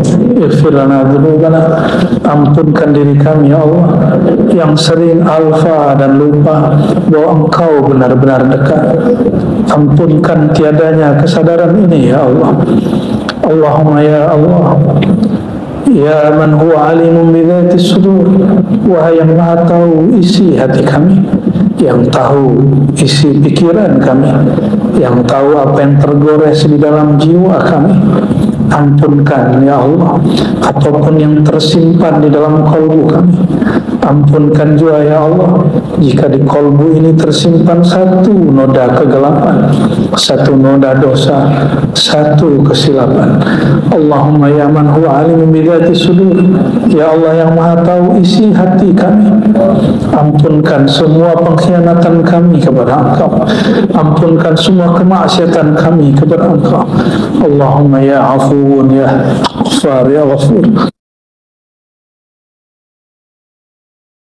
Maafkan meskipun dosa kami ada di setiap anggota tubuh kami, ada pada mata yang memandang. Ampunkan dosa kami pada mata yang memandang. Ampunkan dosa kami pada telinga yang mendengar. Ampunkan lisan kami pada lisan yang berkata-kata tapi tidak memperhatikan apakah kata-kata ini menyakitkan atau tidak. Ampunkan tangan kaki kami, ampunkan perut dan kemaluan kami, ampunkan isi hati kami. Ampunkan ya Allah, terkadang terbersih di hati ini lebih bersih dari kawan kami. Ampunkan hati kami ya Allah, kadang sering terbersih, kami merasa lebih alim daripada orang yang ada di depan dan kiri kanan kami. Ya Allah yang maha tahu rasa dalam hati kami, ya Allah, tapi sebenarnya rasa bertuhan kepada Engkau sangatlah kurang. Maka ya Allah, inna nas'aluka ma'rifatak. Ya Allah, anugerahi diri kami rasa mengenal Engkau, sebagaimana Engkau memberikan rasa itu kepada baginda Rasulullah SAW, sebagaimana Engkau memberikan kepada sahabat-sahabat Rasulullah, para tabi'in, tabi'ut tabi'in, dan ulama dan guru-guru kami. Allahumma ya Allah, kami tidak pantas meminta surgamu karena amal kami tidaklah sempurna, solat kami juga tidaklah khusyuk, sedekah kami juga tidaklah ikhlas, haji kami belum tentulah mabrur, umrah kami belum tentulah makbul, kajian kami belum tentu juga Engkau ridhai. Namun ya Allah, rahmat-Mu lebih luas daripada kemarahan kemurkaan-Mu, maka cukuplah rahmat Engkau ya Allah yang kami harapkan. Fa nas'aluka rahmataka ya arhamar rahimin. Allahumma ya Allah, jangan hanya rahmati kami yang hadir, rahmati juga keluarga kami, orang tua kami, ayah bunda kami, kakek dan nenek kami, orang-orang yang berjasa kepada kami, guru-guru kami, bahkan tetangga kami. Ampunkan dosa kami kepada tetangga-tetangga kami ya Allah, baik tetangga di alam yang nyata ataupun alam yang maya. Allahumma ya Allah, ampunkan juga dosa-dosa kami dan rahmatilah orang-orang yang pernah membantu kami, baik dalam urusan dunia ataupun akhirat ya Allah. Allahumma ya Allah, irhamna warham kulla man sami'a maqalatina. Ya Allah, rahmati kami dan siapapun yang mendengarkan kajian ini, jauhkah dia, dekatkah dia. Ya Allah, rahmati juga orang-orang yang pernah memimpin negeri ini, meskipun mereka pernah salah dan silap, mereka terjebak kepada kezaliman. Ampunkan, tutuplah aib mereka, munculkanlah kebaikan-kebaikan mereka. Allahumma arham umara'ana wa ulama'ana. Ya Allah, rahmati ulama kami dan umara kami, rahmati ulama kami yang memimpin agama ini, rahmati umara kami yang memimpin negeri kami. Allahumma mansurna wal mujahidin. Ya Allah, bantulah kami berjuang, bantulah orang-orang yang sedang memperjuangkan agama ini, bantulah orang-orang yang memperjuangkan kedamaian negeri kami. Ya Allah, satu nikmat yang sering kami lupakan ya Allah, nikmat negeri yang damai, nikmat negeri yang subur. Ya Allah, tambahkanlah kedamaian, tambahkanlah kesuburan untuk negeri ini. Jadikan kami ulama-ulamanya, orang-orangnya, rakyatnya, umaranya mensyukuri nikmat kedamaian ini, dan tambahkanlah ya Allah. Rabbana atina fid dunya hasanah. Ya Allah, kami memohon hasanah, kebaikan di dunia, yaitu kebaikan ilmu, kebaikan bersama orang-orang yang soleh, kebaikan mengenal engkau di dunia, mengenal Rasulullah SAW sebelum kami wafat. Wa fil akhirati hasanah, berikan kami juga ya Allah kebaikan di akhirat, yaitu mendapatkan syafaat baginda Rasulullah SAW.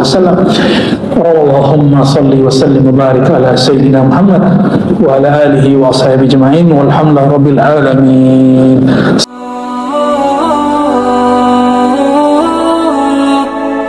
Dardam berarti menjaga nafas, dari nafas ke nafas selalu ingat Allah. Yang kedua, nazar berqadam, menjaga pandangan supaya tidak cenderung kepada dunia, ya. Maka dibuat simbolnya menggunakan khirqah, kain itu simbolnya. Yang berikutnya, safar dar watan, melakukan rihlah mencari guru, lalu khidmat dan bersohbat. Ya, kalau orang cari guru mudah, tapi yang mau bersohbah, yang mau berkhidmat itu nggak banyak. Malah banyak murid yang merasa terbebani oleh gurunya, takut dibebani, takut nanti nyusahin hidupnya. Nah, itu belum sah safar dar watannya, ya.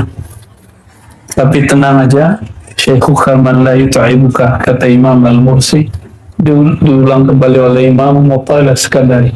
Gurumu itu tidak akan pernah membuat kamu merasa dibebani, justru kamu senang diberi beban. Itu guru. Berarti udah ketemu gurunya kalau sudah ketemu orang begitu.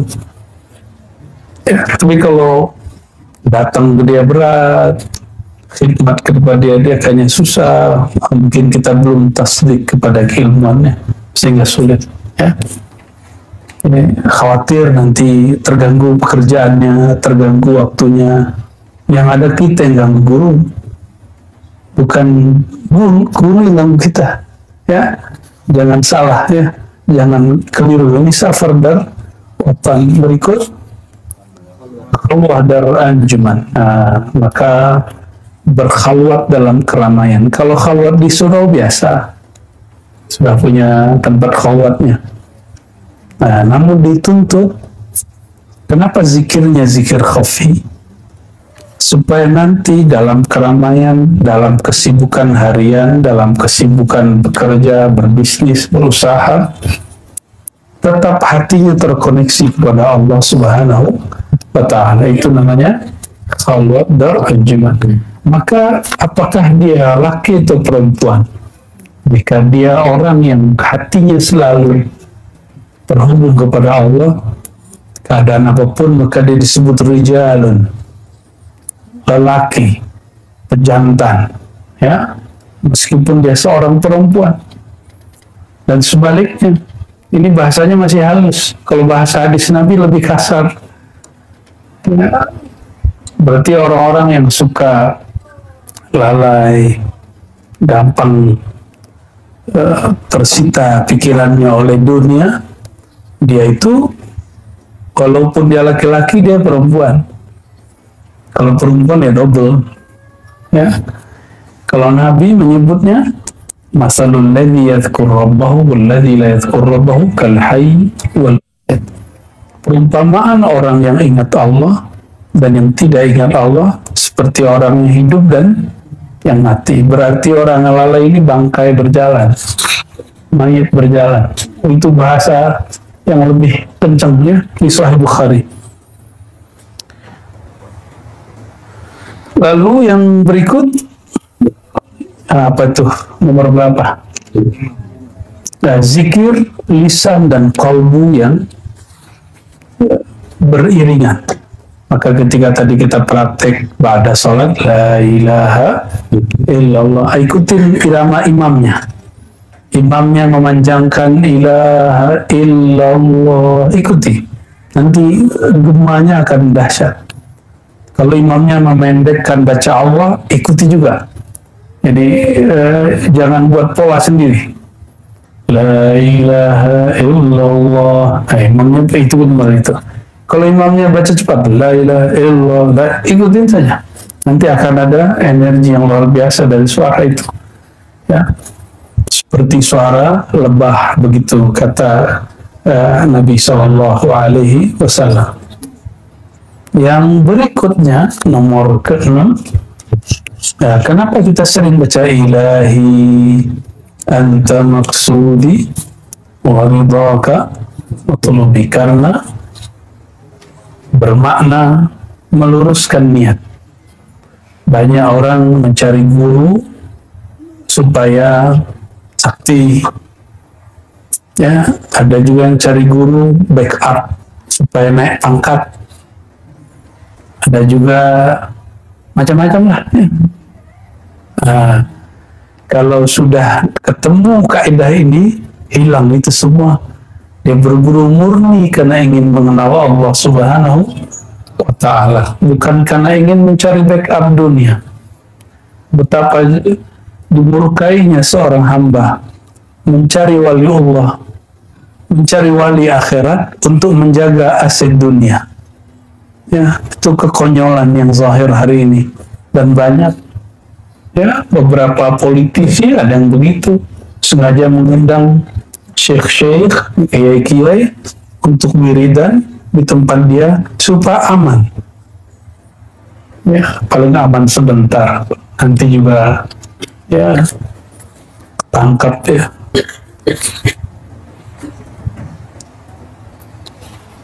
Dia lebih takut kepada pengadilan dunia daripada pengadilan akhirat. Ya. Lalu yang ketujuh, nah ini yang masuk pada sore ini, nagoh dash, ya.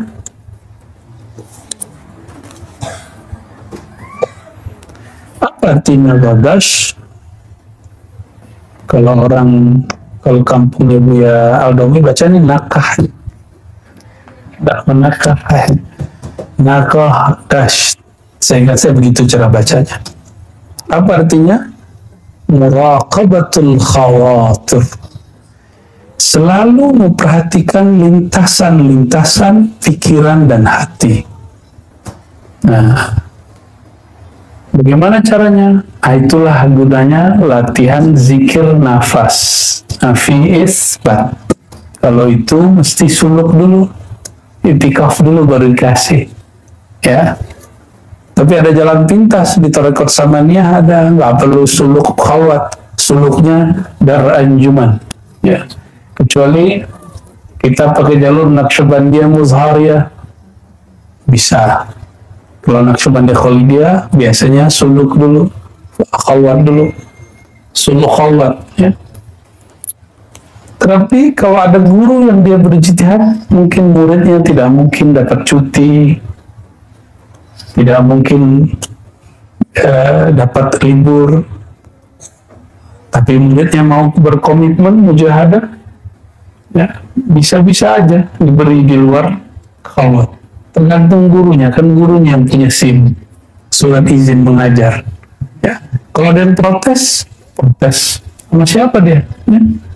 Itu guru sudah punya otoritas untuk mengajar, walaupun yang lain tidak sepakat. Ya. Nah, caranya bagaimana? Nah, dalam nafas ditahan, itu kemudian kita memperhatikan apa yang masuk lewat pikiran, yang masuk lewat hati. Ya. Dan dahulu mereka kalau latihan zikir begitu, mulai daripada subuh, diam bentuknya, tapi nafasnya tidak terdengar, naiknya tidak terdengar, turunnya tidak terdengar, dia menarik nafas, tidak terdengar dia mengeluarkan nafas. Dia selalu memperhatikan, karena syaitan itu bisa masuk pada pembuluh darah. Tapi ingat, syaitan tidak sanggup masuk melalui nafas, karena nafas ini milik Allah, langsung mutlak. Kalau darah, Allah sudah diberikan hak kepada syaitan. Jadi iblis itu yajri majrad dam, sembunyi syaitan mengalir dalam pembuluh darah. Maka kedekatan kita kepada Allah jangan sebatas mengenal hakikat darah. Kalau orang hanya mengenal hakikat dirinya yang zahir sampai kepada darah, nanti masih dapat tembus oleh syaitan. Dia harus mengenal wa nahnu aqrabu ilaihi min hablil warid. Kami mendekat, lebih dekat kepadanya, lebih dekat daripada habl, saluran warid yang warada. Apa arti yang warada? Yang dia mengalir, dia naik turun, keluar masuk. Ya, kalau boleh diterjemahkan secara umum, itu adalah saluran nafas. Ya, lebih dekat dari itu. Lebih dekat Allah, lebih dekat kita daripada nafas kita sendiri. Kalau terjemahan biasa, pembuluh darah, nadi, ya itu terjemahan, boleh-boleh saja. Kalau tafsir, masih boleh kita berbeda, ya. Nah, mereka biasanya menjaga qalbunya, yahfaz al-qalba an khudurir aghyar min tulu'il fajri ila dhahwatil kubra ala wajhin takunu al-quwwatul mutakhayyilah fi tilka al-muddah ma'zulatan 'anil 'amal. Dan selanjutnya, jadi caranya mereka membaca satu kalimat zikir yang diajarkan gurunya lalu dijaga. Ini sebenarnya kurikulum antum sekarang yang lagi latihan sebagian 70% kan itu. Jangan silat taif, jangan cemburu dengan wirid orang lain. Itu hanya sekedar latihan. Ini tujuan zikir itu hanya ingat. Bisa orang ingat lewat lataif, bisa ingat lewat nafi isbat. Yang penting ingatnya, bukan tekniknya. Ya, jadi kalau teman kita sudah tahlil, sudah nafi isbat, kok saya masih lataif? Gak ada masalah. Ini Imam Alauddin hanya mengamalkan ilahi anta maksudi, nggak pakai nafas, nggak pakai ini, pakai baca aja. Bertahun-tahun, nggak ada masalah, dia nggak protes. Tapi murid sekarang kan manja-manja, ya minta-minta. Masa saya belum begini gitu. Kalau dulu nggak ada begitu. Dulu orang ngamalin zikir ismuzat, ismullah itu bisa 6 tahun. Hanya nama Allahnya, satu titik kalbu. Oh, sekarang kalau sudah 10 hari mesti nambah. Oh, bahkan kalau itikafnya cuma 10 hari, 3 hari udah minta nambah gitu. Ini seperti sekolah negeri aja, masuk kelas swasta. Kita nggak begitu. Kurikulum ini bukan untuk diotak-atik seperti itu, ya. Barangkali itu sebabnya kenapa zikir-zikir kurang bernatijah. Kurang bernatijah, apa arti natijah? Berbuah, berhasil. Karena mengejar target. Bisa aja, ya. Istiqomah aja. Pulang nanti, kembali lagi zikir lataif. Ya. Sekali sehari itu. Kalau nggak sekali seminggu, aduh sulit sekali. Sekali seminggu ya. Kalau khatamnya minimal sekali seminggu, tapi diisinya tiap hari. Ya. Yang berikut, yang nomor berapa? Yaddash, ya. Yaddash, bacanya yod. Yaddash itu al-maksud min jami'i ma sabaqna. Semua yang tadi itu bahwa ibaratun anil hudur ma'al haq. Tujuannya cuma satu. Hadir hati merasakan Allah Ta'ala ala wajhi zawq, bukan berdasarkan analog seperti para filsuf atau ahli kalam, ada akidah, mana dalilnya, mana analognya. Itu berdasarkan dalil akli atau nakli, tapi lebih real berdasarkan zawq. Apa arti zawq? Jadi cara merasakan Allah itu, cara mengenal Allah itu ada hissi, satu, empirik. Apa bukti Allah ada? Ada alam semesta. Nah, ini ilmu kalam namanya. Hissi dan akli. Jadi dia dari alam ini dipindahkan kepada akal. Jadi satu paket. Mungkinkah ada bangunan tanpa ada yang membuat? Bangunan itu fisik, lalu dibuat analog. Apa analognya? Kias. Jika bangunan ini ada yang buat, masa seperti bumi ini tidak ada yang buat? Nah, masuk kepada akal. Jadi hissi masuk kepada akli. Itu ilmunya ahli kalam, ahli akidah. Ya, paling hebat jadi singa aswaja. Ya, debat-debat mulu, Tuhan di langit, apa di aras, bertempat, apa nggak di tempat, paling gitu aja debatnya. Semua debat begitu. Terdebat istawa. Ya, masa lalu kita lah ya. Ibu Asfi itu tukang debat dulu, sama mana. Ya. Tapi kalau Bu Asfi lebih serius debat, sampai dibawa-bawa ke dalam Facebook dan mimpi. Ya. Dan itu sudah banyak makan korban dari masa ke masa.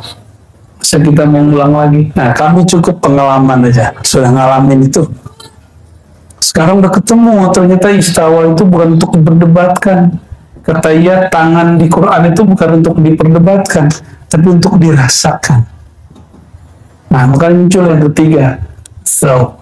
Dan ini tidak mungkin kecuali jalur tasawuf. Maka saya menghimbau kepada orang-orang yang lagi sibuk mempersiapkan dirinya jadi singa aswaja, udah cukup. Ya, antum pelajari ilmu zauk. Ujungnya nanti qasatul qalb. Debat-debat itu ujungnya nanti keras hati. Mesti belajar ilmu zikir kepada ahlinya. Ya. Biar nggak sibuk lagi sama orang. Jadi debat itu sibuk sama orang. Kalau zauk kita sudah sibuk, ternyata mengalahkan diri sendirinya nggak kuat. Duduk sebentar, coba ustadz loh, duduk sebentar, kalah sama yang awam. Ini terbukti di surau ini, yang ustadz, yang tamatan pesantren, tamatan sekolah Islam, kalah sama yang umum. Di surau ini saksinya. Ya, awal-awal hari apalagi ya hari ketiga udah mulai sama. Ya, kok kalah gitu? Berarti benarlah yang disebut oleh Imam Ghazali itu, Fakhruddin Ar-Razi dan sebagainya. Jadi mereka ketika menyesali dirinya dulu suka berdebat itu ketika sudah masuk ke tasawuf, bukan kembali ke kelompok yang suka debat lagi. Ya, nggak usah kita sebut lagi kelompoknya, nanti marah lagi dia. Nah, masuk ke dunia ruhani, zauk itu tempatnya di kolbu dan ruh. Kalau kias tempatnya di akal. Kalau empirik tempatnya pada indera yang 5. Nah, ini sudah masuk ke mana? Zauk itu masuk ke dalam kolbu. Zauknya kolbu itu belum selesai, masih ada zauknya fuad. Orang kalau sampai pada zauknya fuad, Allah kasih dia penglihatan alam lain.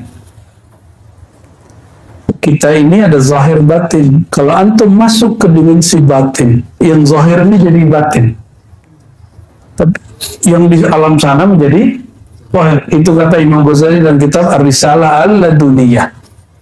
Jadi itu bukan kalam Ar-Razi ya, itu kalam Imam Ghazali.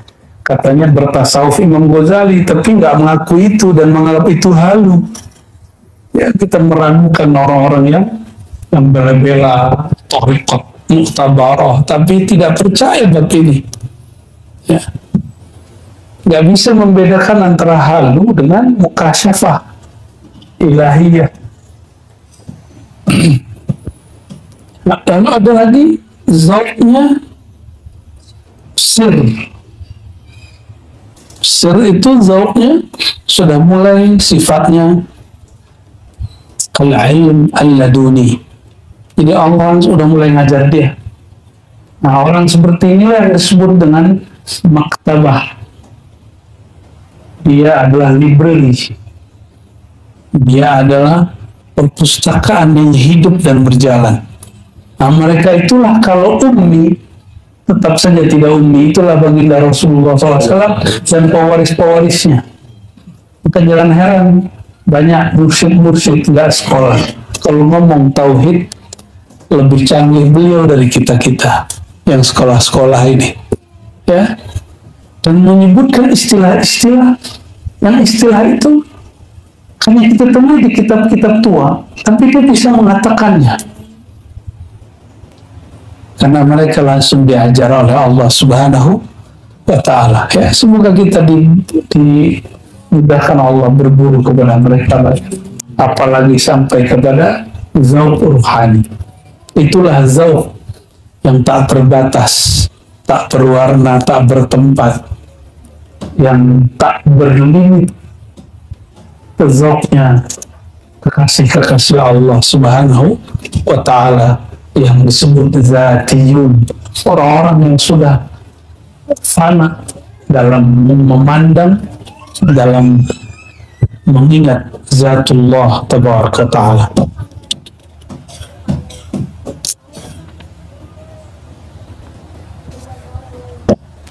Nah, lalu ada yang disebut wukuf zamani. Sudah berapa? Wukuf zamani. Ini sudah dijelasin sama Buya dulu ya? Belum ya? Innal wuqufa az-zamaniyya alladhi huwa halu ahli at-tariqa wa ra'su mal as-sa'irin ila 'alam al-haqiqa ibaratun an kawn as-salik waqifan ala ahwali fi kulli zaman annaha mujibatun lisyukri am mujibatun lil-'udhri. Ya. Kata Imam Bahauddin, seorang ahli tariqah, modal dia untuk masuk ke alam hakikat itu adalah waqifan ala ahwali fi kulli zaman. Dia dalam setiap detiknya, jika dapat nikmat baik zahir atau batin, zahir berarti materi, batin dapat natijah zikir, lisyukri, dia bersyukur. Itu sebabnya kita setiap kali selesai zikir kita sujud syukur. Itu bukan bid'ah, itu bagian dari bab al-wukuf az-zamani. Ya, ada juga yang nanya, kayaknya dulu kami suruh nggak begitu deh. Ya karena ente nggak baca ini, sederhananya gitu aja. Ya, coba baca kitab ini, kaidah-kaidahnya kembali hidup lagi. Ya, katanya ingin memurnikan tariqah, diajak memurnikan malah dianggap bid'ah kita. Ya, sekarapmu kata orang Jawa ya. Kalau tidak mendapatkan, belum mendapatkan nikmat, nah, kok ada orang tahu sholatnya nggak khusyuk, mulai dia sadar, kok saya zikirnya kurang, itu karena dia sudah mulai zikir. Jadi kalau dia belum belajar zikir qalbu, dia nggak akan pernah sadar dia itu kurang zikir. Itu sebabnya banyak orang di luar sana cukup dengan takbir-takbir sudah merasa suci. Cukup dengan pergerakan politik tertentu sudah merasa Islamnya paling benar. Ya. Memenangkan Allah sendiri dalam dirinya belum sanggup, gimana dia membela Islam? Ya. Islam itu isinya nama Allah, nama Sayyidina Muhammad SAW. Besarkan dulu nama itu di kolbu, baru takbir pakai mulut, berbuih-buih ke mulut, tapi nggak bisa menaklukkan musuh untuk apa?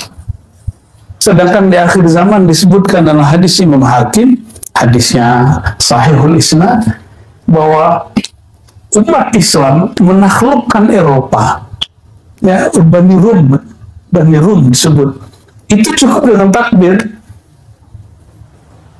Ini naklukin teman sesama beda partai aja nggak bisa, udah beda fahamnya udah nggak bisa. Ya takbir kita takbir ya bingung. Ya, apa yang salah? Yang salah di kolbunya belum bertahta nama Allah. Masih ingat loh baginda Rasulullah SAW ketika pedang sampai di leher beliau, lagi musim perang, beliau rehat di bawah pohon. Ternyata ada spire, ada mata-mata yang sudah siap, dia seperti ahli golok, ahli pedang. Dengan cepat tangkas Pedangnya sampai di leher baginda Rasulullah SAW. Hadis Sahih Bukhari Muslim.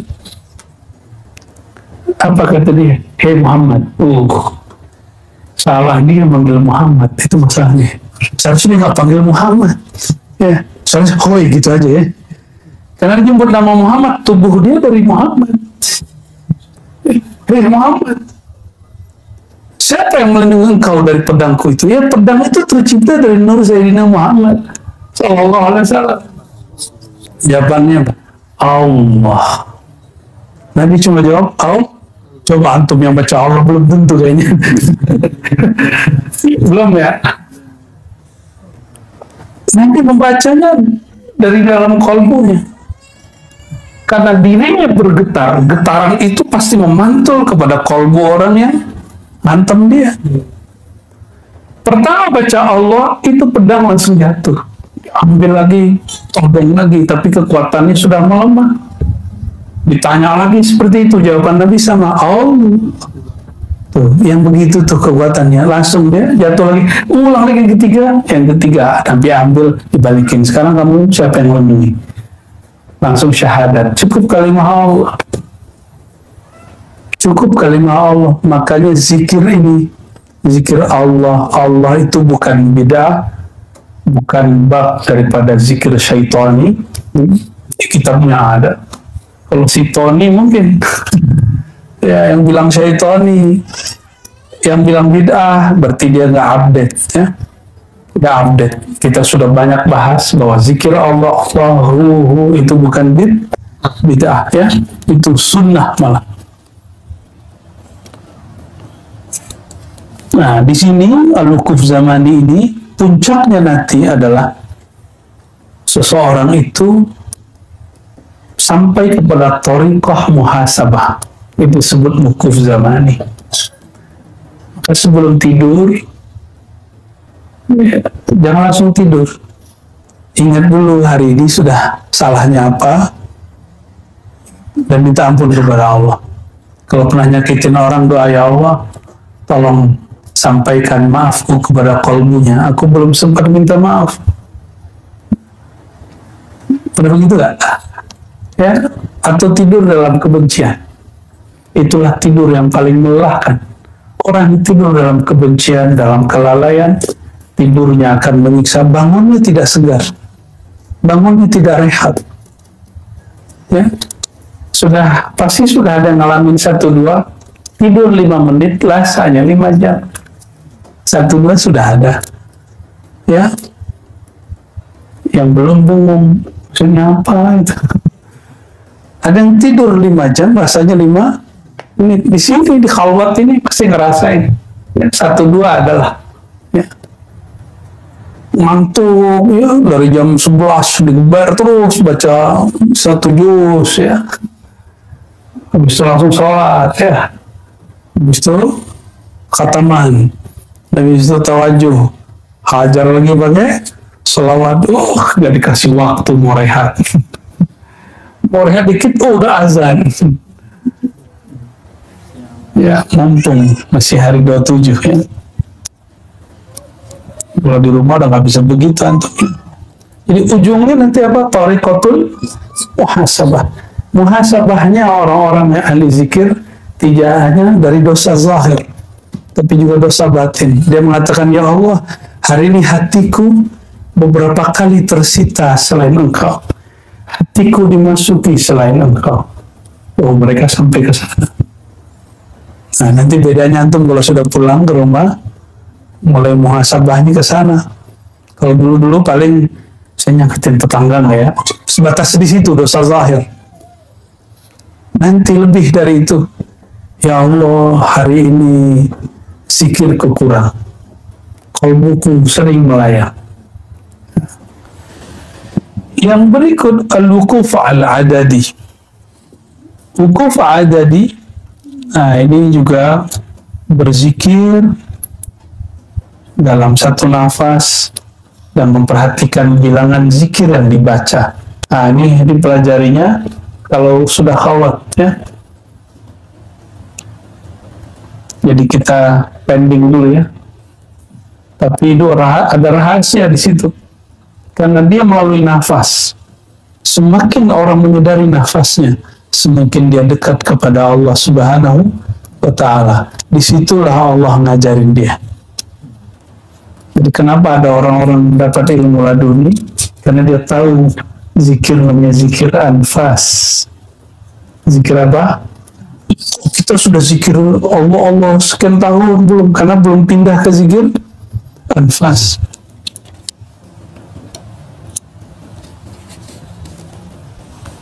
Maka nanti ada namanya yang disebut Imam Ghazali ilmu laduni. Apa arti ilmu laduni? Ilmu laduni, ladun itu artinya ilmu yang diberikan tanpa perantara.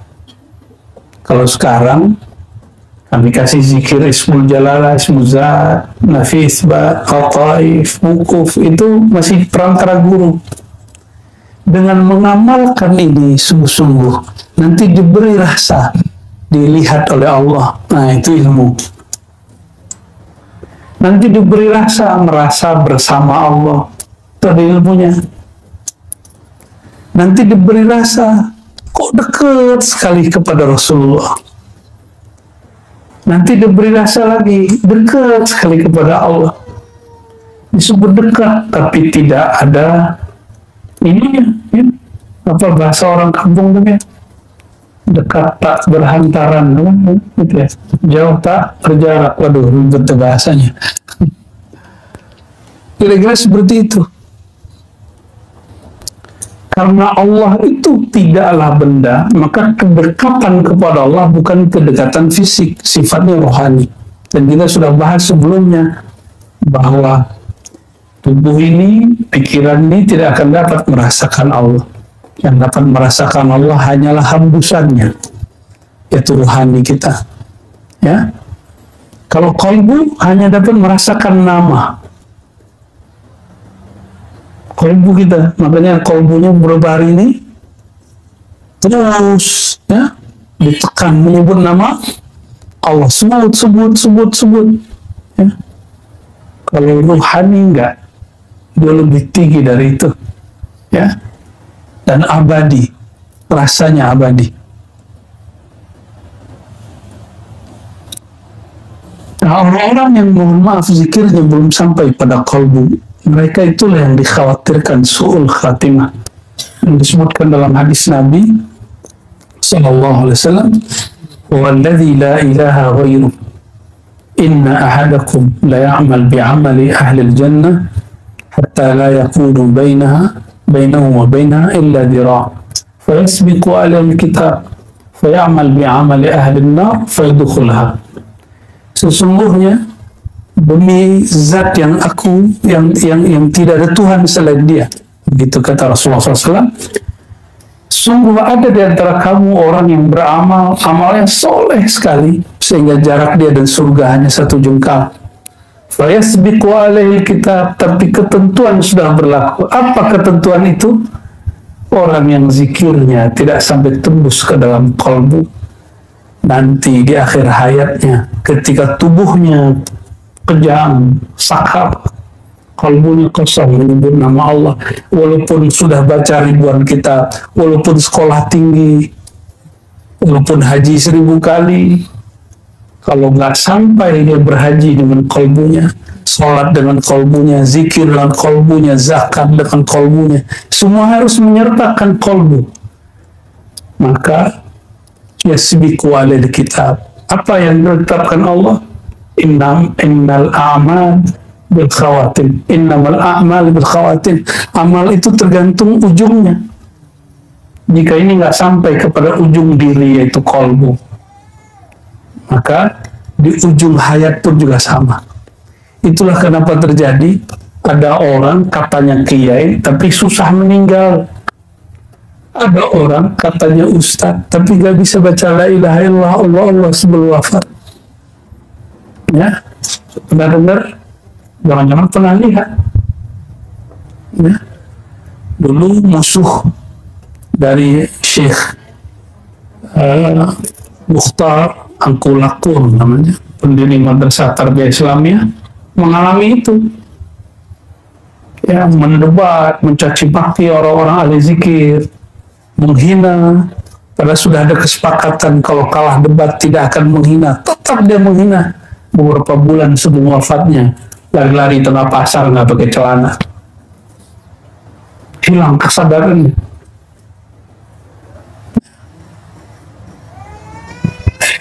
Mau begitu, ya?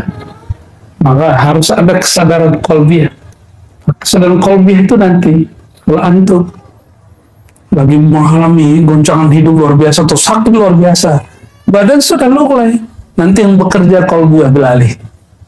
Tenang aja, ya. Maka sakratul maut, sakrah artinya mabuk, mabuknya mati, yang bisa menenangkan cuma tenangnya qalbi. Dari sekarang kalbunya betul-betul dilatih terus menyebut nama Allah. Ini antum gak akan bisa beli itu nama Allah, beli ke Allah beli ya. Itu nama pencipta langit dan bumi, gak bisa kita beli. Saya sekolah pun bertahun-tahun gak bisa menggambarkan, mencapai hakikat nama Allah itu. Hanya dia yang tahu hakikat namanya. Ini di namanya udah cukup, ya.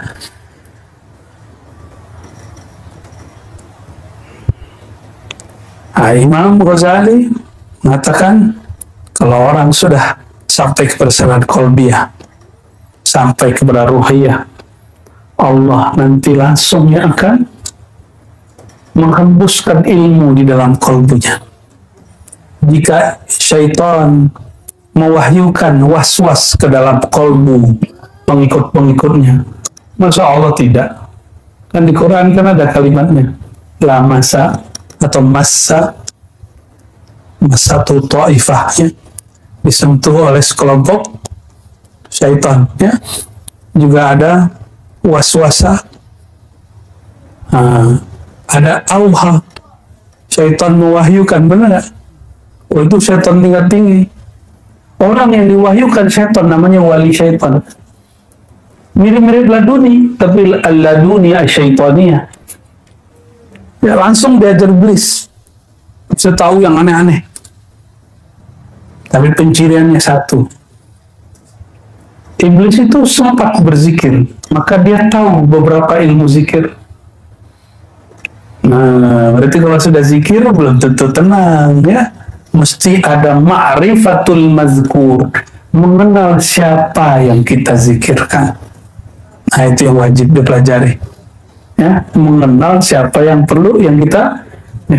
Ini dari dulu suluh kholwat begitu-gitu aja. Apa yang beda? Ma'rifat yang beda. Ma'rifatnya harus nambah, yazid, mesti bertambah, jangan berkurang. Dan yang terakhir al-wukuf al-qalbi. Wukuf berarti tetap, qalbi berarti pada qalbu. Wukuf pada qalbu. Ada dua makna kata beliau. Pertama, qaunu qalbi dzakir hadiran ma'al haq. Hati selalu hadir merasakan Allah. Bagaimana caranya?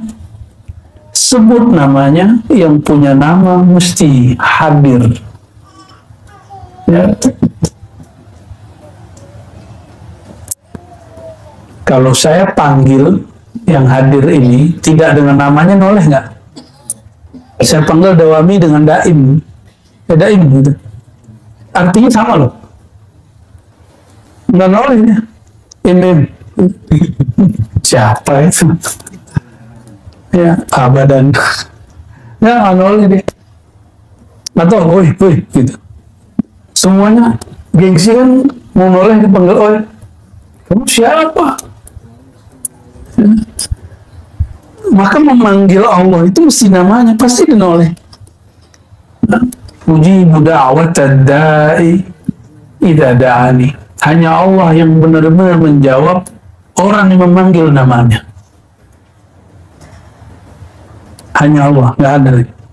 Kekasih belum tentu, apalagi yang nggak dikasihi, apalagi teman politik, apalagi teman bekerja. Dia hanya bersama kita kalau kepentingannya sama. Ada orang pertemanannya berdasarkan duit, ada yang berdasarkan teman angkatan, ada yang alumni gitu ya. Ada yang berdasarkan mazhab, ada yang berdasarkan manhaj. Tapi siapa yang pertemanannya fillah, yang disebutkan dalam hadis Nabi nanti di akhirat, ini hadis penutup kita, para nabi, syuhada, heran kok ada sekelompok orang pergerakan dia seperti pesawat kecepatan kilat.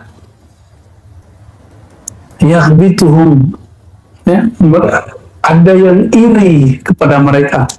Lalu bertanya, itu para nabi, para syuhada. Nabi bisa begitu juga, cuma mereka bingung. Ini bukan nabi, walaysu bi'anbiya. Mereka bukan nabi, bukan juga syuhada. Kok bisa punya kendaraan yang kita sebut sebelumnya? Jadi orang nanti di padang mahsyar ada kendaraan. Jangan bayangkan onta. Nabi menyebut yarkabun, ada yang yarkabun, ada yang yamshun. Semua kendaraan yang ada di pikiran antum apa aja? Wah, boleh juga tuh. Ya, apalagi kendaraan yang terbang, ya, kendaraan motor. Jadi nanti di akhirat itu ada yang seperti itu, ada yang kayak motor, tapi bukan motor, untuk kecepatannya seperti motor. Ada yang seperti pesawat, ada yang kayak jet. Nah, yang kayak jet itu ditanya, ya Allah itu siapa? Muncullah jawaban Allah yang jawab, al-mutahabbina fiyya. Mereka itu yang mereka saling mencinta dulu di dunia, fiyya, dalam mengenal aku, dalam berzikir kepadaku, dalam berjuang untuk memenangkan ma'rifatullah dalam dirinya, dalam hidupnya, dalam dakwahnya. Kita boleh kita beda thariqah, nggak apa-apa, yang penting ujungnya ma'rifatullah. Boleh kita beda manhaj dalam bab akidah, yang penting tetap ahlus sunnah. Berbedaan mustalahat, istilah nggak ada masalah. Berbeda fikih nggak apa-apa, ada masalah. Berbeda status sosial nggak ada masalah. Tapi ketika dia mengenal Allah, itulah persaudaraan sejati. Maka orang-orang yang hari ini di dunia mereka berkumpul untuk itu. Mereka satu gerbong nanti di sana. Ada nahkodanya, ya, ada semuanya, ada lengkap semua. Ya. Kalau naik pesawat yang eksklusif ada makan ini enggak? Ada. Kalau yang enggak ya paling kasih roti. Jadi saat orang tenggelam dengan keringatnya, ini enggak, dia terbang. Al-mutahabbu fiyya. Nah, kalau boleh disebut itu namanya kendaraan ar-rikab al-Muhammadi, kendaraan-kendaraan yang terhubung, tergabung dalam cinta kepada Nabi Muhammad. Satu-satunya jalan mengenal Allah, mencintai Allah, cuma mencintai Nabi Muhammad SAW. Maka bagi kita sholawat itu wajib. Ya, terserah orang mau bilang apa. Bagi kita sholat wajib, karena yang buat antum bisa sholat siapa? Yang ngajarin sholawat, yang ngajarin sholat. Ya, terus masih protes. Saya sebut bahwa sholawat lebih wajib dari sholat, masih protes. Antum tahu sholat dari siapa? Nabi Muhammad SAW. Berterima kasih kepada yang ngajarin ini, itu lebih wajib. Dia jadi syarat deh. Wajibnya bukan wajib rukun. Walaupun di mazhab Syafi'i itu rukun. Ya, jadi orang-orang nggak sholawat itu, dia nggak punya nahkoda nanti, nggak punya imam, nggak punya pilot nanti. Ya, ntar datang aja sendiri mau ya. Kalau bisa, ya. Sekarang ada masalah aja minta tolong orang kok. Ngurusin surat aja ke kelurahan, minta tolong sama orang. Gimana ngurus nanti di sono? Antum nggak punya orang dalam. Mesti punya orang dalam. Iya, yang di dalam cintaku. Dan itu cuma Nabi Muhammad SAW. Ya. Oleh karena itu, walaupun masih ada sehari besok lagi ta'lim ya, saya khawatir lupa. Wirid kita 2 aja untuk masalah kerohanian. 1 zikrullah, 2 zikru Muhammad SAW, yaitu salawat. Mengingat Allah lalu salawat kepada Nabi Muhammad SAW. Di luar itu ta'limnya, ya, suluknya. 2 itu aja yang kita olah terus kemana-mana. Ya, kadang-kadang kita bisa tawajuh yang lebih banyak salawatnya kan. Tawajuhnya pendek, salawatnya diulang-ulang. Nah, itu lagi halnya itu. Ya. Nah, semoga nanti kita yang termasuk berkendara dengan kendaraan tercanggih. Tapi dahsyatnya Rasulullah SAW. Beliau tidak mau berangkat duluan. Beliau setelah hantarin, balik lagi cari ummati. Itulah nanti para mursyid-mursyid, guru-guru, wali-wali Allah yang mereka bermurid tidak mau egois, dia cari semua muridnya. Rasulullah mencari imam-imam, imam-imam cari pengikut imam itu. Semua mencari. Benarlah kata Imam Ibn Sirin, al-isnad minad-din, Ibn Mubarak ya, beragama itu mesti berguru, karena nanti berguru ini akan abadi sampai ke sana. Kalau ayah ibu belum tentu. Al-akhilla yawma idin, gimana ayat ini surat? Al-akhilla yawma idin ba'duhum li ba'din adu. Insyaallah bisa. Ya. Pada saat itu orang-orang yang berteman, orang-orang yang dulu berkawan, orang-orang yang dulu bekerja bersama, berjuang bersama, ba'duhum li ba'din adu. Mereka saling musuh-musuhan. Nanti di sana saling nyala-nyalain. Saya kan dulu begitu karena kamu. Saya kan dulu mau saling nyala-nyalain. Kecuali orang-orang ya yang bertakwa kepada Allah, mereka lah al-mutahabbuna. Iya. Kita mohon kepada Allah semoga namanya bertahta dalam kalbu, ma'rifat mengenalnya tembus ke dalam rohani kita, sehingga jika ada terjadi sakaratul maut mendadak kapanpun itu, namanya tetap keluar dalam lidah ini. Ingatan kita terhadap Allah tetap bersemayam dalam ruh ini. Jika kita mati, kita disambut oleh beliau, baginda Nabi Muhammad SAW. Jika kita berbangkit, kita dicari oleh beliau yang dipanggil ummati. Allahumma salli wa sallim wa barik ala sayyidina Muhammad wa ala ali sayyidina Muhammad. Salatu wassalamu alaika ya sayyidi Rasulullah. Semoga